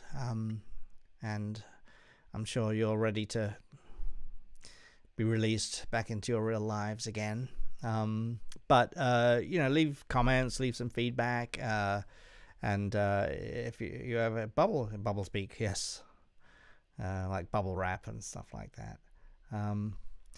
This is not a cocktail, because if it was, I promise you, it would be in a very lovely cocktail vessel, and it will have straws and umbrellas and just have that color to it, and lots of crushed ice, and I will have a slightly different look on my face when I drink it. But it's in the winter time I sort of stopped having cocktails because it was just too cold, and it meant going down into the cold basement kitchen and mixing things up and stuff. So, but the weather's going to get better soon, and I'll get back into making some nice cocktails again. So, Jason's not wearing pants. Okay, that's what I said when I was drinking. Yes, vodka. Okay, we have a vodka fan. It could be, but I like rum. And I'm liking my whiskey. Let's see. Greatness is not equal length. Think you don't reduce yourself. There you go. Yes, there you are. No, absolutely. It's not about the length, it's about the width, right? That's what counts. I have to say that now. But anyway. But yes, I wasn't terribly organized. I wasn't as organized as I wanted to be, or as disciplined. But here we are. We're just hanging out, chilling, having fun, and interacting, which is nice. And I want to keep this going. So thank you all for encouraging me, and for hanging out and interacting and helping, and being there, so I wasn't just talking to myself for an hour or two, which I would have done anyway, because what's different. But but at least I had someone to talk with now and share things with. Yes, I do like the Jamesons. And an Irish coffee, a real Irish coffee though, not with the squirty cream on top, with the floated stuff on top. Yeah. A place called the Buena Vista in San Francisco allegedly imported the first Irish coffee into the States from Shannon Airport, as I understand, in the 50s maybe. And it's the proper deal. It's the, oh my goodness, 4 of those and you're happy as anything. It's so good. But yeah, they float the cream on the back of the spoon. None of that squirty fake stuff, and they're really amazing, perfect Irish coffees. It's like so good. But yeah, thank you everybody. I'm sorry I've missed some of your comments. I've tried to keep an eye on some of them there, but on both the Facebooks and YouTubes. But yeah, thanks for your support, and let me know what else you want to see. Otherwise, I'll just keep doing my thing and keep trying to push more stuff out to you guys for the fun, and that way I know I'm still breathing, which is good. Breathing is good. Okay. I think that's everything. The voices. Ron has voices.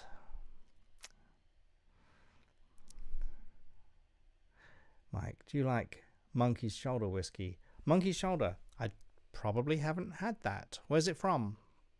But I'm interested.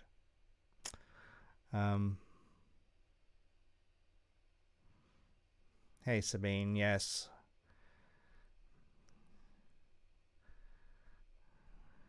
It won't be long. We'll be back. We'll see you all soon, either in the UK or in Europe or even the States.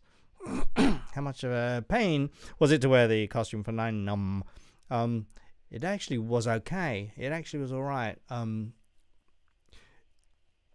head was lightweight. It was well balanced. It was, it fit on a skull cap. So that part of it was fine.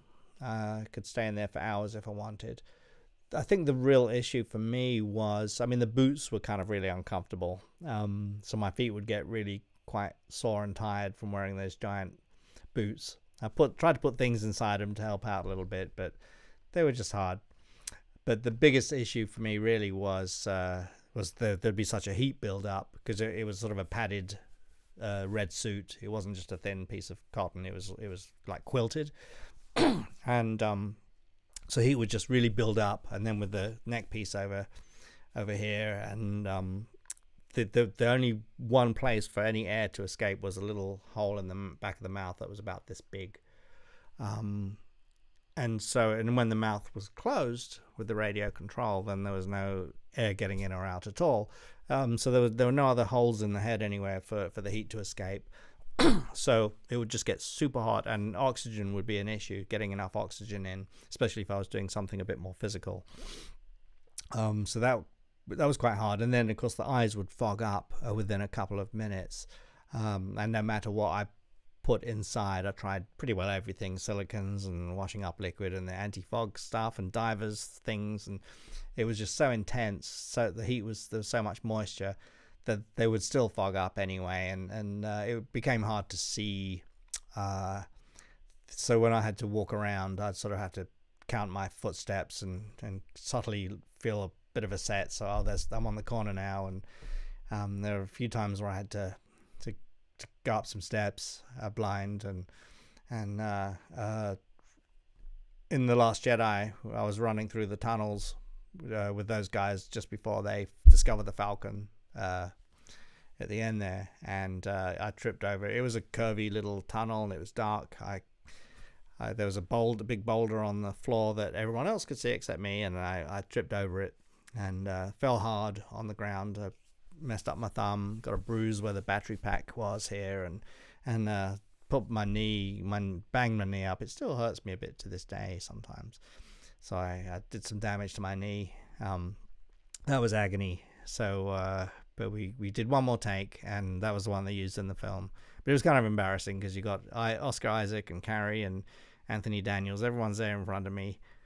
And it's like, sorry guys, and tears are rolling down my face. Take the helmet off, and catch my breath, put it back on. We got it, but this stuff happens, and I'm willing to do my own stunts. It's totally worth it. The sad thing is, you don't really see him in that scene. It's so dark, and the way they edited it, you don't really know that he's actually there. But he is right behind 3PO. Anyway, so 9num's great. I hope I get to do him again in some intermediate show or series or film or something. That would be really, really nice. They could give him more dialogue this time, and they could let him speak English, because why not? And let's hope so. Toodly Pipsky Sarah. Yeah. All right. Okay. I'll tell you what. I'm gonna go because, you know, it's embarrassing at this point, isn't it? It's like the guy at the party that just won't leave. It's like, okay, everyone's gone, but you're still here. Yeah, we have to like do the washing up now and feed the cat and make the bed, and you know, I don't want to be that guy, but it's too late. I already am. Okay, all right, I'm gonna get out of here as soon as I can find the button. Oh, there it is, a button that says finish. It's probably that one, isn't it? Okay. Thank you so much. Enjoy Super Bowl Sunday for those of you that do. Happy Valentine's Day tomorrow for those of you that do. Happy birthdays for those of you that do this next week or two. And otherwise, I'll see a few of you maybe in Pensacola next weekend. And yeah, see you around on the socials and the interwebs. Thank you so much. Take care. And let's see, Monkey's Shoulders. Kennedy Distillery in Dufftown. Oh, nice. I have to try that. So, yeah, Disney Plus series, so we can see how we got into the rebellion. Exactly. There's loads of things we can do with Nine Num in the future. I just have to remind people, because people forget about him, it seems. You know, they're all worried about these other characters. So, okay. I'm out of here. I'm going to get me a little alcoholic beverage and a snack and hit the sack. And tomorrow is a new day. Next week it's going to be a busy week next week. I got so much to do. I haven't even started packing yet. Organize all my pictures and pens and clothes and oh my. And not forget my passport. And pay my bills while I'm gone. Okay. Lots of love to you all. Thank you. And see you next time. Bye. Bye. Bye. Bye. Bye. I'm going, honestly. Just reading. Bye.